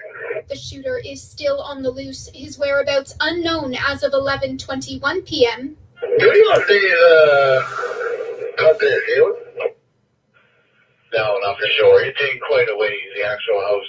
They're bringing the victims out to that intersection from the actual scene, but no, they don't know if they've caught them. I don't know.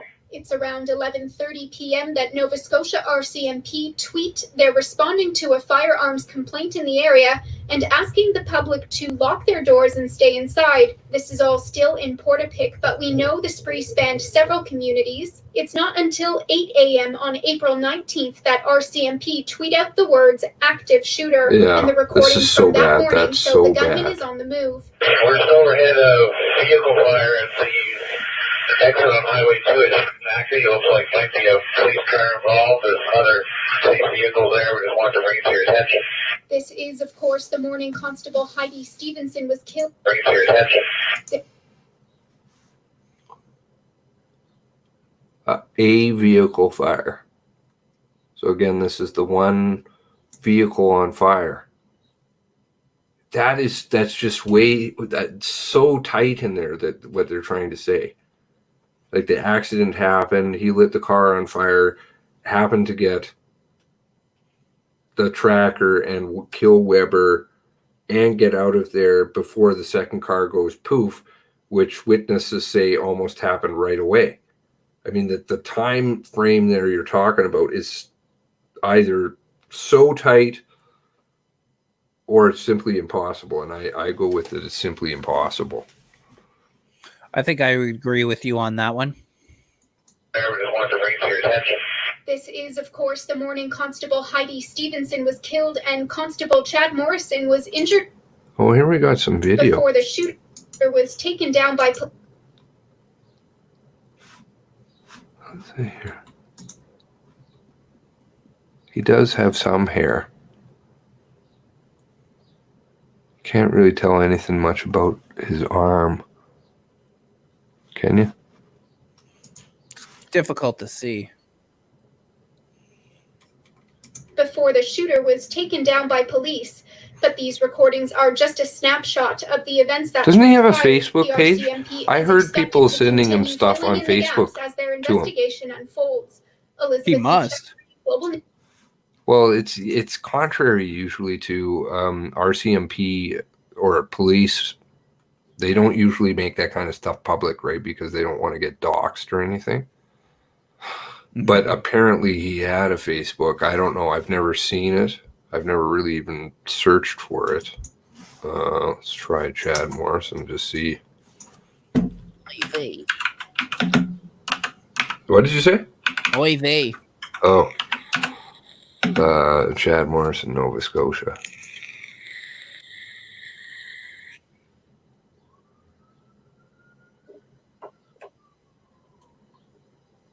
People. Oh, there's Halifax. Digby. Oh, that's Morris.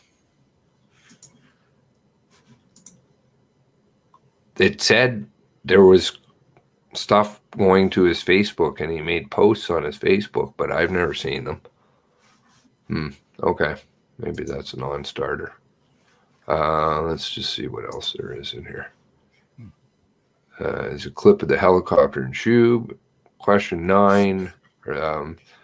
I've done some research and this is what I came up with. If you look at, or exit 9, if you look at 2310 Nova Scotia Trunk 2, Hardwood Lands, BON1Y0, there is, this is where they're now saying that Constable Morrison was located and shot. This is the only place that That's way past Shuby. North or south. Oh, maybe that's why I missed. Trunk 2, Hardwood Lane, Nova Scotia North? Nova Scotia. Okay. 2310 Nova Scotia Trunk 2. Okay. Hardwood Lands, Nova Scotia? Yeah. Yeah, because at least when I put that in, that's what's coming up. Hold on. You got your screen? There we go. Where is it? There it is. Okay, so you type it in, and this is where it comes up. So here's Shuby up here, where they say everything went down. And this is where, if this is accurate, this is where they're saying that this ended up going down with Morrison, which is that they're trying to now, from what we can tell, if they are suggesting that, then it would be over here that everything went down with Heidi Stevenson. Which isn't where it happened, right? It happened on the other side? No, hold on. I'll even pull it up on Earth. We'll take a look at it. It doesn't even look like the it doesn't even look like the area. Hold on. So we'll go down here. Damn, I wish I had like tech knowledge, know how to use crap like that, putting pins and things. I know it's not like super ultra tech, but it's just I'm such a tard. I'll teach you sometime. Yeah. So this would be the area they're talking about. Right, it's on the west side. Mm-hmm. And they're trying to say it's the east side? Well, this is kind of seems what they're suggesting is from what they say. I believe it's in the warrant. If you type in the address or what they give you, it comes to this area right here. But it doesn't work because we've already traced back. First of all, we got some of the pictures with the water tower, and we found where the water tower was at our other destination. Mm-hmm. And then there's no gazebo over here as far as I could tell.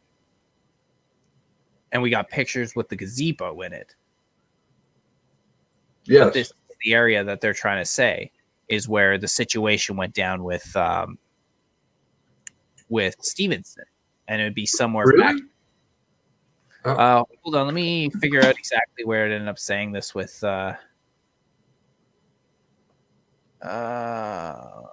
Highway 224 near Milford Street. Now, the thing is, if you type in Milford Street, Nova Scotia, there's apparently a lot of Milford Streets. But yeah, in the warrant, it says at Highway 224 near Milford Street, Gabriel Wortman was involved with some sort of accident with the police car being operated by Constable Heidi Stevenson, a peace officer and member of the RCMP, as both vehicles had front-end damage. Both vehicles were on fire. So, Highway 2, what was it? It was Highway 224. So let me just share my screen again real quick. Yep, absolutely. So if we go back to the map and then Highway 2, so this is where they're saying this is Highway 224 up here, right here. So it seems like they're suggesting that it went down right in this area we were checking out. However, it's missing some of the key landmarks. See, it makes sense over here because this is Highway 224 as well. But this is where we had the gazebo, like the gazebo was like right here or something like that. The water tower was like over here. Yes. Yeah, so we could tell that from the images. But now from when you type in that area that they were talking about with Stevenson, exit 9. Stevenson? That's what it's. Sorry, not Steve. It seems like that. That's what they're suggesting. Because where was it? It was exit 9, Highway 2.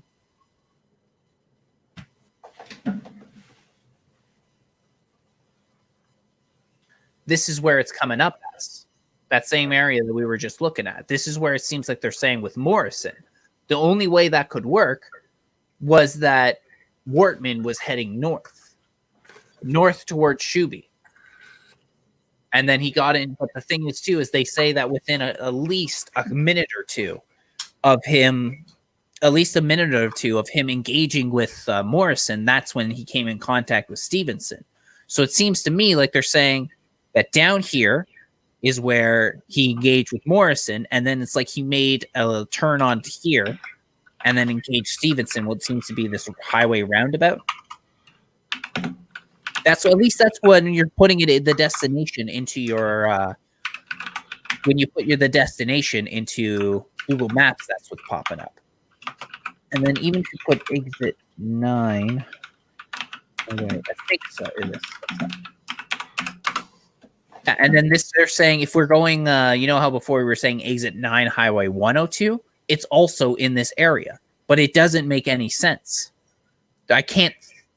We know for a fact that it was over at Shuby where this whole thing went down because of the landmarks. But now they're suggesting, from what I can tell, that it happened over in this area.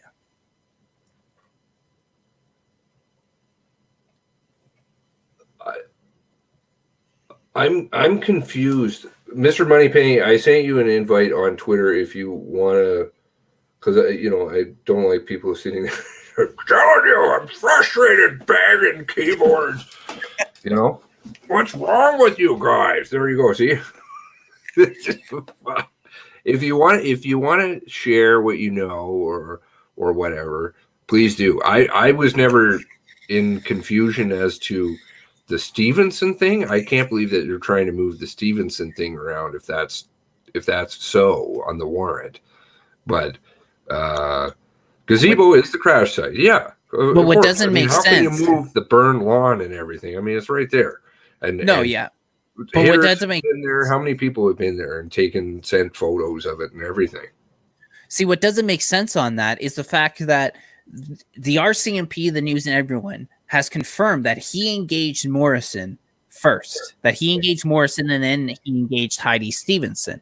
But the point is that this is farther south than Shubenacadie. So we know the location of where he engaged Stevenson. There's no way he could be south of Shubenacadie and then turn around and headed north and went back. Well, this is this business with the fucking tracker. Okay. Mr. Money said that's back up north. Okay. It's like total nonsense. I misunderstood. I thought you were saying that this is the case. Like this is actually where he engaged Morrison. Okay, I thought you were saying that. Oh, I'm not saying anything. I don't know. I asked simply, where is the exit 9 on Highway 2? Because I don't know where the fuck that is. Okay, I can pull that up in a second again. But it was Mr. Moneypenny because he just said that's why it's wrong. I thought he was saying that it was right, the location where they're saying he engaged Morrison. So I misunderstood him. The picture okay. Okay. Maybe we'll just have him come on. He can explain himself a little better because I think we're confusing each other. But anyway, okay. So in the warrant, they say that it was near exit 9 on Highway 2 is where this went down, right? So if I type in exit 9 Highway 2, it sends you off to 102.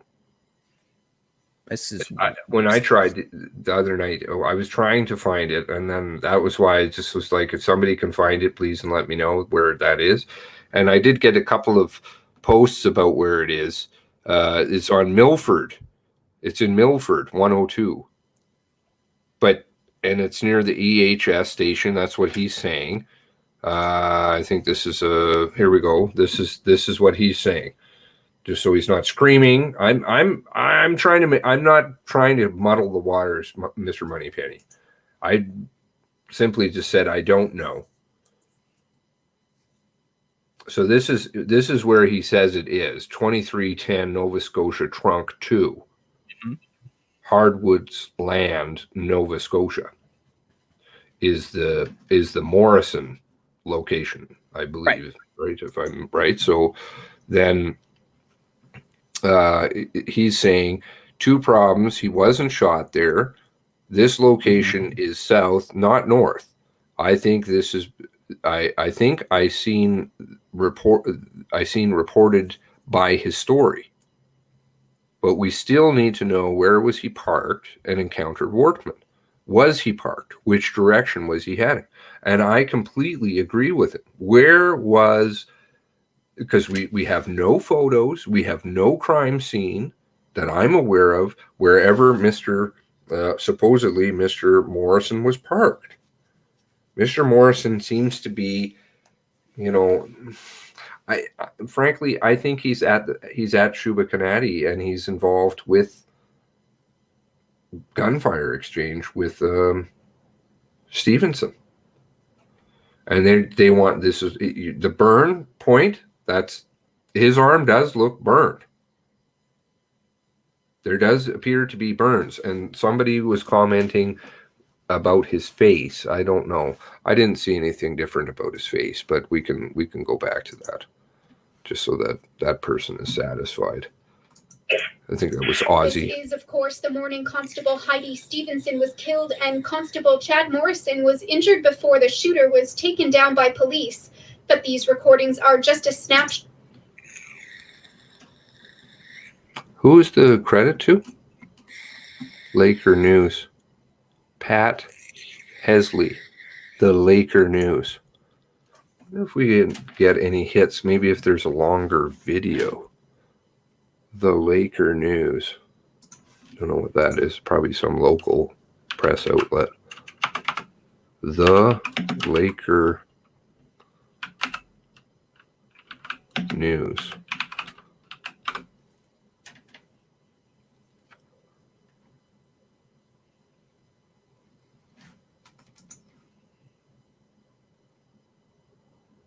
Windsor Junction.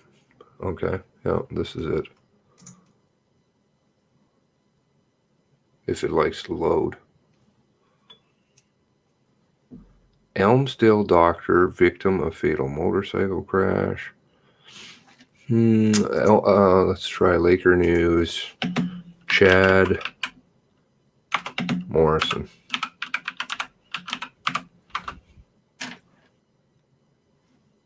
Okay.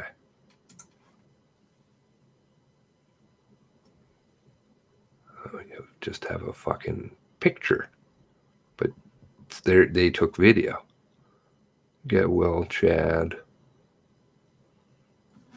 Made in a Facebook statement. Everything's worried. Oh God, it's so reminiscent of Lamb.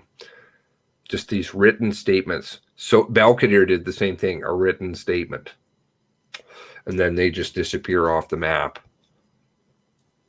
You never hear from them again. We love you, Chad. No fucking, here's Pat Healy. Pat Healy was the one who took the video. I wonder if there is a video. Laker News was interviewed by BBC about mass killings and Constable Morrison's welcome home.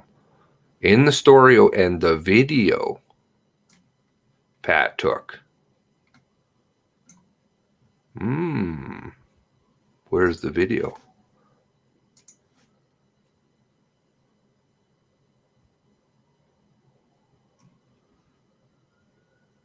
Oh, this is it. For a community in mourning, finally, something to cheer about. God, it's terrible quality. Constable Chad Morrison. God, you could probably dox him. And for a community in mourning, finally. Not that that's probably his home, but I bet you could dox him. Not that I'm suggesting anybody do that, but. Constable Chad Morrison was shot while responding to reports of a gunman killing people across Nova Scotia this weekend.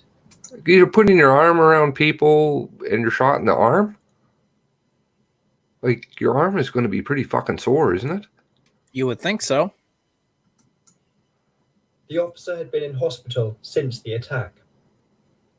Tragically, others were not so fortunate, losing their life in the worst mass shooting in Canada's modern history. This included Morrison's colleague, Constable Heidi Stevenson, known by many in the community. Some of the people have said she's a beautiful person and her smile lit up a room, and just how caring she was, and she was so sweet, and always had a goofy humor. People in Nova Scotia paid tribute to the fallen, leaving flowers, flags, and signs. Why do we need the RCMP? Get the RCMP out of there. Go over to Portapic. Remember, Garrus, go away. To look for answers. Why did 51-year-old Gabriel Wortman, who I don't know who's this guy, dress as a police officer to get into a marked police? It's not going to be an overnight thing. It's not going to be a next month thing. It's going to take some time, and we're all going to have to bond together as we can to get over this. The Prime Minister reassured people he has every intention of moving forward with bans to weapons once the outbreak is curbed. So there's an original video, though. Like this from ever happening again. Matt Graveling. This is just ripped from BBC's rip of her stuff. I wonder.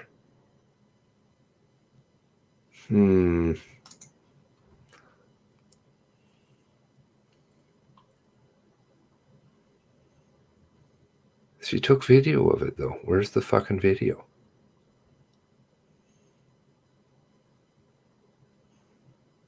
Okay. Yeah, no, I think just judging from what he said in the chat, I think Mr. Moneypenny and I were saying the same thing. I just wasn't explaining it properly. So I thought he was saying that that was the location that he ended up meeting where Morrison met Wortman. And I was trying to say that it didn't make sense because of where we knew the shooting was, but I guess we were saying the same thing. I just wasn't explaining it very well. Okay, so then we're all straight on all that then? Yeah, we're on the same page. Well, I guess he thought I was saying that that was the location, and I thought he was saying that, from what I can tell. Okay. Okay, and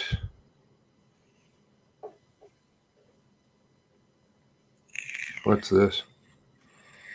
Or if this is shadow banning or whatever. So Seamus, just thought I'd send you a quick video and just show you this. I'm not quite sure if this is shadow banning or whatever the fuck it is, but I've got your video up here. The last one you did, the Allegiance one. And the one up here is one of my account, the account that I use, the Max Miles one. And then over here, I've got my other YouTube channel, just Gary Williams. And check this out. Hopefully you can see this properly. Yeah, 47 likes. That's not a big deal, but okay. But you got your link right here to LTT Steve's video, and then you come up here, and 46 instead of 47, which is not a huge deal. But why is it the link there? Like, this is totally fucked up. Oh, they took all the description out. Oh, no link to Steve's video. Wow. But it's right there on my regular YouTube channel, but not here on my secondary one. Pretty fucked up.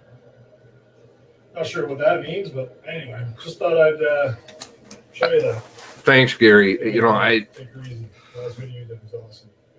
they're messing up everything. You can't believe a fucking word that they're saying on any of this. Let's see what else he's got here. He was the one who sent the awesome photo where you can actually see, like, it's a lot more high quality of the burn.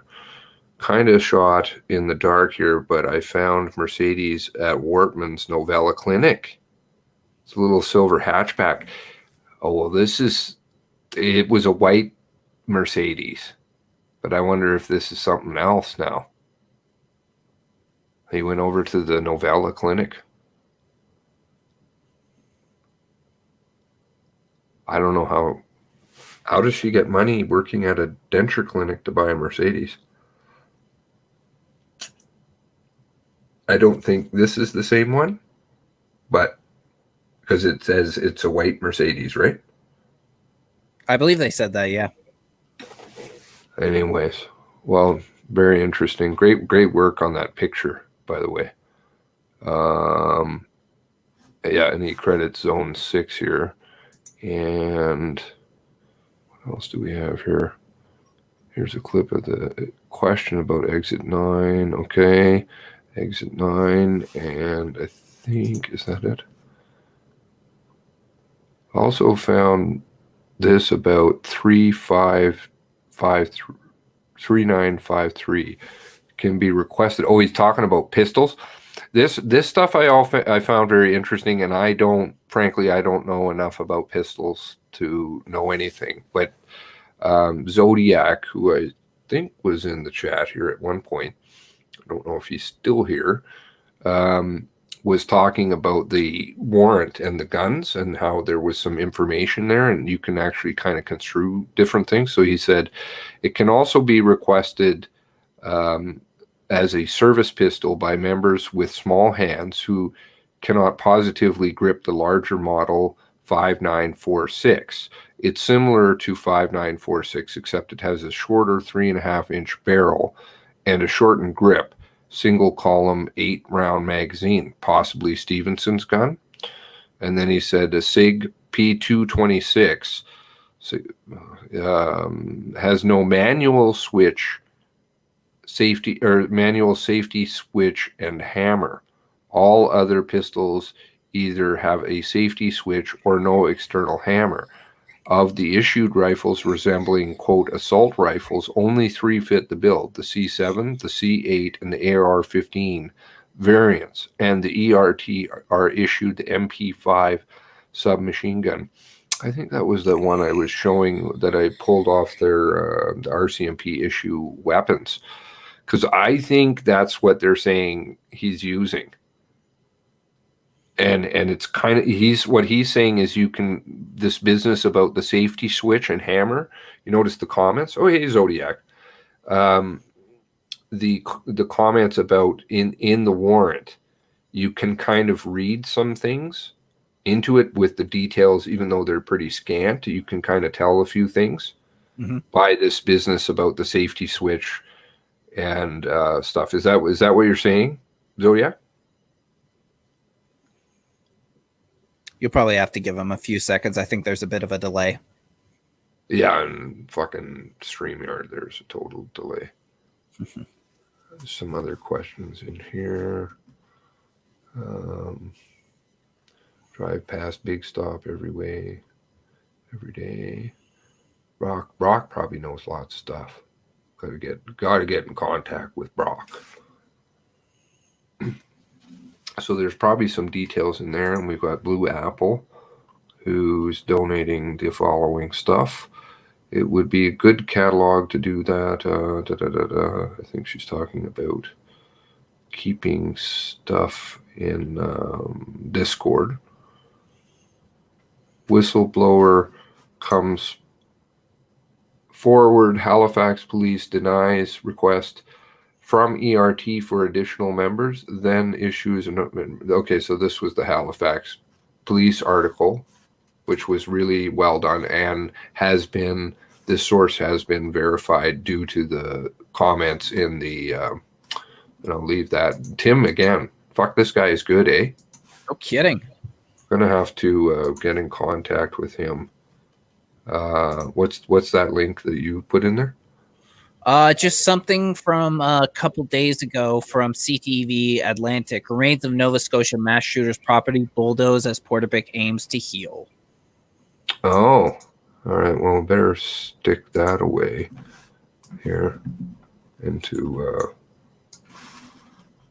yeah, I mean, what the hell are they doing bulldozing stuff? At least that night it was...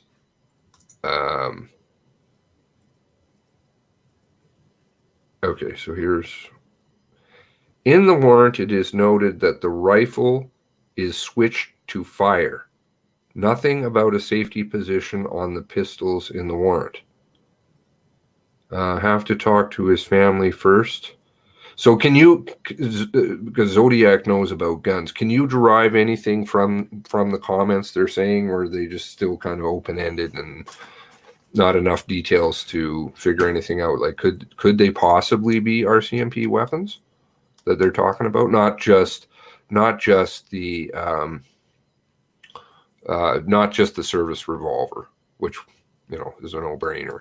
And obviously then they said that was, I knew that they were going to say the fucking Gina Goulet was shot with the fucking gun. I would assume that there is none.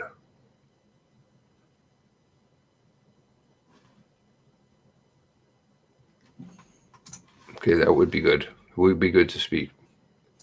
Okay, and Blue Apple to close that out. Let's see, what else does she have here? Okay, that's article we've already gone through before. Cracks, okay, we went through today. and Wortman told residents that he kept barrels of lime and muriatic acid. That's from the warrant. So, do you have any comments about the body disposal stuff and potential bodies? Like, you mean what they ended up doing with the bodies? Well, this business about, like, is it Wortman being a blowhard and trying to puff out his chest and be a toughie and say, oh,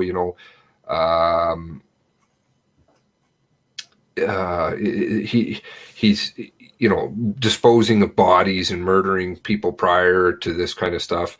Or is there something to it? Because the RCMP clearly thought there was a little something to it because they brought in the ground penetrating radar. The search warrant indicates human remains they're looking for. Do you place any credence in Wortman's claims that he's murdered before and or disposed of bodies? I think this might be a case of where there's smoke, there's fire. I think it's quite a good possibility. If the RCMP who seem to know him at least, well enough, he definitely was on their radar, and one of their first reactions is to bring in a ground penetrating radar to try and see. I think it's a good possibility. It's a little hard to tell though, just because it could be standard procedure in a situation like this where someone does a shooting. You go and check, and like maybe there's someone around that, like maybe there's someone else that he killed that we didn't know about. But I think probably yes. He seemed to have that attitude. We know that he had beaten people up in the past, a kid actually. He threatened his father in the past, so I think it's a good possibility that he may have murdered before. Wow. And I did see some claim, I don't know where I saw that, about down in the United States, possibly he'd murdered somebody also. He did seem to have, there is this U.S. connection stuff. The dad speaks about it too, how he had a gun mailed to an auto dealership in the United States. The father knows who it is too. This person who's a friend of the family who has guns and Wortman apparently looked up to and kind of stuff. There's something about an American connection going on here down in Massachusetts and where else did you say? Somewhere else, which I thought was interesting. Do you know anything about the American connection at all? Just the very basics. Nothing too in depth. Just that, he goes down there, does some business down there, and that he gets his guns from there. But aside for that, I haven't heard too much. Okay. Well, then, do you have anything more that you? Oh, let's see.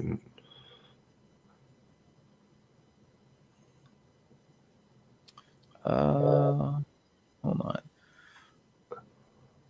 No. Let's see. There was something, I think. Granny C. That must be Sister C. Is now Granny C. She's gotten old. No longer a sister, she's a granny. There was one more thing I thought was kind of interesting from the warrant. So at this point in the warrant, they're talking about after Gabriel Wortman had been killed at the Enfield stop, right? Big stop. So then they're going into the firearms that they found inside the vehicle. And one thing I thought was kind of interesting. So far what we know is that Gina Goulet was his last victim. And then he made his way to the Enfield big stop with her car. What I thought was kind of interesting is they then have Sergeant Larry Payton going through and talking about the guns that they recovered. And one thing I thought was kind of interesting is, let's see, it's 22.3. They make reference to a pistol and then redacted. And then they say there was a round in the chamber. There were spent shell casings for this gun located in the vehicle. Yeah. Now, he, at this point, we know, like, he would have shot Gina Goulet and her dogs at her home and then taken her vehicle. So I wanted to know about what are these spent shell casings, because as far as I can tell, there's no one else that he shot at until he got into this shootout with the police at the gas station. So what are these spent casings doing on the car? Yes. Yep. Great. Yep. Absolutely great observation. Who was that? Mr. Moneypenny was asking me about that. I think I showed that the other night, but which is in line with what you're talking about. Let's see if I can find that. Where was that? I can't find the really good copies I had of the front windshield of the gray car, but I did find some, and you can tell, yes, kind of, that there is bullet damage to the windshield. So is he in the car? Let's see, right here. I know Mr. Moneypenny was asking me about that, and he's like, I don't believe you. And I'm like, no. It's over here. Mm-hmm. This side. And somewhere I've got a much better picture of it, where, because they sealed off this, that would be the south side of the gas station right away. Mm-hmm. So where is he shooting from in the car? In which case, if he's shooting from in the car, there's no damage to the SUV here. I figured that also if he was shooting from inside the car, when the police shot back, there'd be more damage done to the window and the car itself, but it didn't seem like the car was in that bad shape from the photos that we've seen. No. So I don't think so, but I really couldn't tell you. They've been pretty mum on the details of that, just that, the police rolled up in their cruiser because they needed gas, saw him, and pretty much gunned him down. I don't even know if it was a very quick shootout, like maybe they just drew their weapons and killed him almost immediately, or whether there was actually like an exchange of gunfire. Well, they specify that in the warrant, which, again, they say that there was the shootout between a canine officer, or the shooting was involving a canine officer and I believe a tactical member, and there were only two. Yet we have a parking lot full of them. So, and it was these two members who killed him. Was that your read of the warrant also? I don't remember if it actually went into that much detail on the... I thought I read that. They said it was a canine member and one other member, and there were two of them. And that was who came across him. And I thought they said that was who shot him. But I don't know. Yeah, stumbling up to this fucking car. They don't even know that he's in this car. He's apparently wearing civilian clothing. And they're hunting for him in a different area entirely in a tracker. They just ID'd him from a picture, they said. They're like, oh yeah, that's him there. We need some gas. Oh, look, there he is. As far as I can tell, I don't see him saying that inside the warrant. It said, let's see. Gabriel Wortman then traveled to the Irving Big Stop at exit 7, Enfield, Nova Scotia, in a gray Mazda and pulled up to the gas pump. Then the next paragraph is completely redacted. Then the one after that is at least one firearm was observed in the back seat of the gray Mazda that was operated by Gabriel Wortman. And then they just kind of go into the details of the firearms.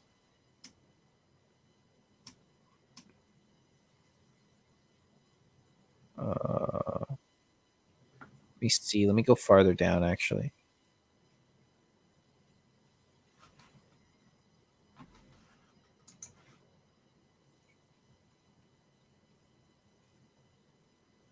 I don't know if he died in the car and they just pulled him out and put cuffs on him.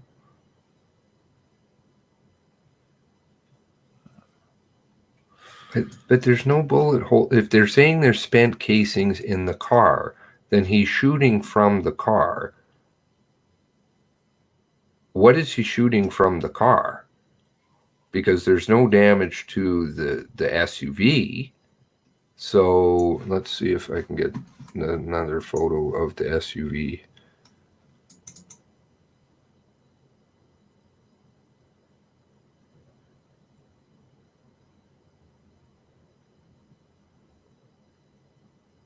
All the windows are down on the car too, or shot out.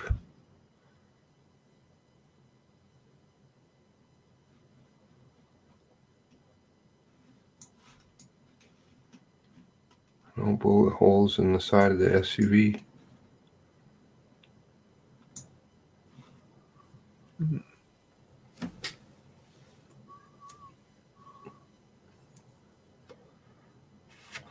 Body ID on anyone. Yeah, the gas station is weird. I mean, you got the signs down too. Hitters is big on the signs. I agree with him. Let's see, has he got that? Oh, I got it. Demented. Demented followed me. Oh, if he's demented, I'm going to follow him. Okay. Where is it? Hitters. And Hitters took some videos too. I mean, I can show those. Where was that? Here. He's been doing a lot of good work. He's been driving around, and that was weird too. You know how we're having difficulty finding this exit 9 business on Google Earth? He said that his GPS twice, it would like set the location and he'd start driving towards it, and he didn't know, exactly where he was going, and it sent him off somewhere, and it changed midway through and sent him off somewhere entirely different. And I know because I spoke to him on the phone that day, and he didn't get there. He never mentioned about the GPS setting him off, like, because I talked to him later, but he was like, where's the picture of the signs? And Chris Tucker. I don't even know what to say about Chris Tucker. Two different days too. 2 different days. Do you have any comments on the Chris Tucker? Oh, I wonder if this picture shows the damage to the windshield. There you go. That one shows it pretty well. Let's save the image. Okay, save. Open.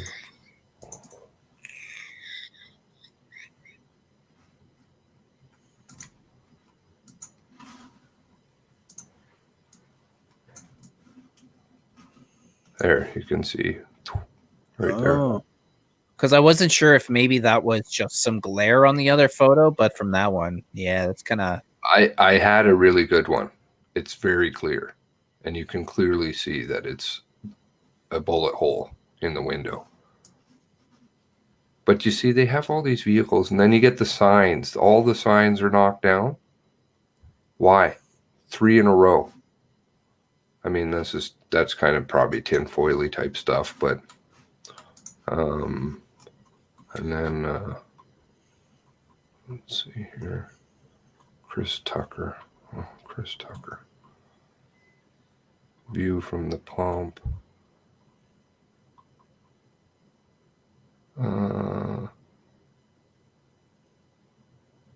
Cops were trying to kill Wortman while these dudes just chill out. Yeah, those videos were a bit strange.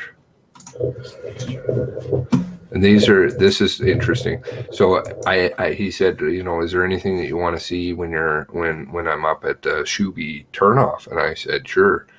Could you let me know if there's any damage to the guard railing, because I can't see any. And sure enough, there isn't any. But there's lots of people who've gone and left messages all over it, and they haven't replaced anything there. Like the posts are all burned and everything. They've just left it. The grass has come back really quickly too. See, like all the burnt poles. Mm-hmm.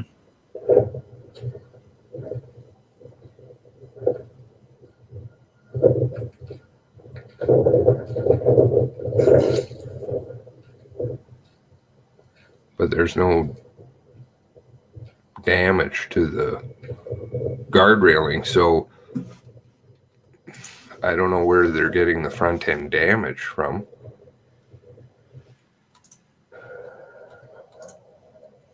Well, now it's a head-on collision, so that's probably where they're claiming it's from. Hold on a second here. No, now it's changed to some sort of an accident. Oh, yeah, good point. What was the head-on collision, now some sort of an accident. It's gone more vague.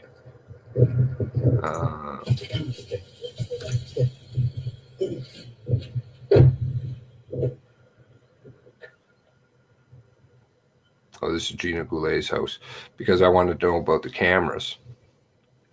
And he said, no, they're not cameras. He said it's a floodlight with a solar panel at the gate. I sure looked like a camera, right there. Mm-hmm. I see what you're looking at, yeah. But they had this place cleaned up so fast, man. So fast. It was within just a few days, I think, and they already had that up and running again. Yeah. Oh, you're talking about the pole? Yeah, it does. You're right. It looks like something's moved on. Was that this video?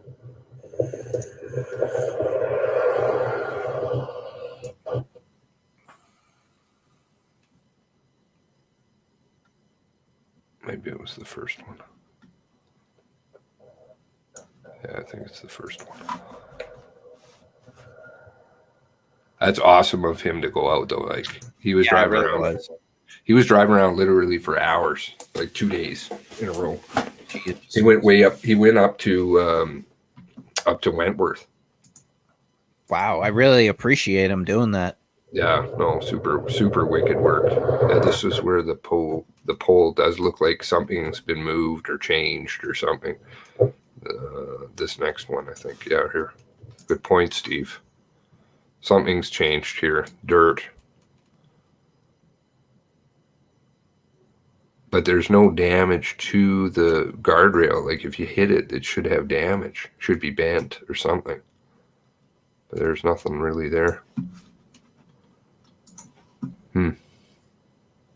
Anyway, okay. Well, if you don't have any anything more, then maybe I'll wrap it up. Yeah, I don't think I have anything else to add right now. I'll probably still look over the warrant a little closer still, and then if I find anything, I'll let you know. Yeah, you'll have a ton to add. Okay, so and anybody who wants to be a part of the research group to contact you on Twitter, let's just put your link down there in the let's get that out there. Should be following you anyway, right? I mean, I don't really post much on Twitter, but I'll always take more. Follow you on Twitter and follow you on YouTube. All the links are in the box below for everybody's stuff. Why is this? There we go. Bing. Okay. And there's your email. All right. So thanks everybody for joining us. Yeah, thanks for stopping by, everyone. Thanks, Adrian. Hey, anytime. God bless, and we'll talk soon. All right, sounds good. Have a great night. Yeah, you too. Bye.